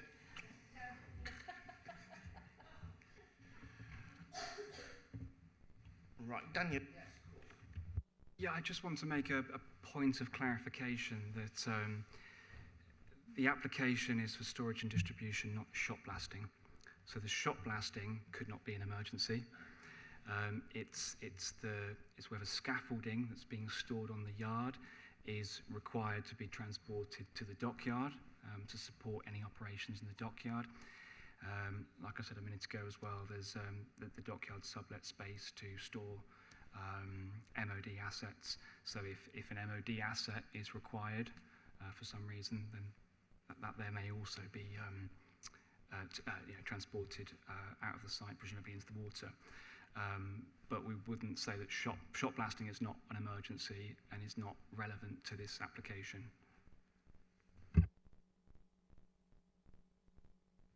So in terms of this application, we have a proposal on the times from Jeremy. Is there any, I'm not detecting any opposition to that. Can we take it that that amendment then is to the relevant condition is agreed? I'll declare that agreed. Is there anything else anyone wants to say then before, given that's now part of the application, is there anything else anyone has before we reach a conclusion? I think might not involve as many people in the chamber as the last application, but it's certainly as important. So, excuse me. It's helpful we've got the change there, and I hear what you say, Josh, about finding it difficult to balance the needs of local people versus a major defence establishment. You try looking at car parking on the site. You think this is bad, you don't want to get into our car parking world. But it is all about balance and common sense. And I'm going to sense the answer is no, Stuart, but is there anything we can put in here about the enforcement application, the enforcement work? Because that's often what frustrates local people, and certainly the conversations you and I have had about what the word expedient might mean or might not mean, and Julie will know this as well. I think people expect some action if there is, clearly if there's not a breach and local people are making it up, then there would be no action. That'd be wholly unfair to go down that route. If there is a breach, then I think people expect some action from their council and their local planning authority. So is there anything we can do to monitor mandates, whatever, or should local councillors pursue that separately, given that we want a defensible decision here? Yeah, thank you, Chair. So yeah, the planning enforcement case wouldn't be material to this application, so I would suggest that we keep that separate, but we could minute that we can come back to planning committee and bring an update on the enforcement case in due course, if that would help. I think given the, and I say this with no pejorative sense at all, given the confusion that there's been between the two issues, the shot blasting and the storage, and we're only being asked to look at one, I think that would be useful, and certainly would give, and I'm going to say us three Devonport councillors, because I'm keeping an eye on the enforcement case as well, some reassurance that it's not been, I know it won't be forgotten about or brushed under the carpet, but I think it would give us that extra bit of reassurance here and that public airing that I think Mr. McCarthy and his neighbours would deserve. So if we can agree that first, because that's obviously separate from the planning application. So I'm going to take that as agreed. There's no opposition. Thank you very much, and we can work out the wording for that later on. In terms of the planning application, that's now been amended thanks to Jeremy's motion on the hours of operation. I think we're ready to reach a view on that to grant conditionally. I'm quite prepared to support it with that amendment. So if we could open the voting, please.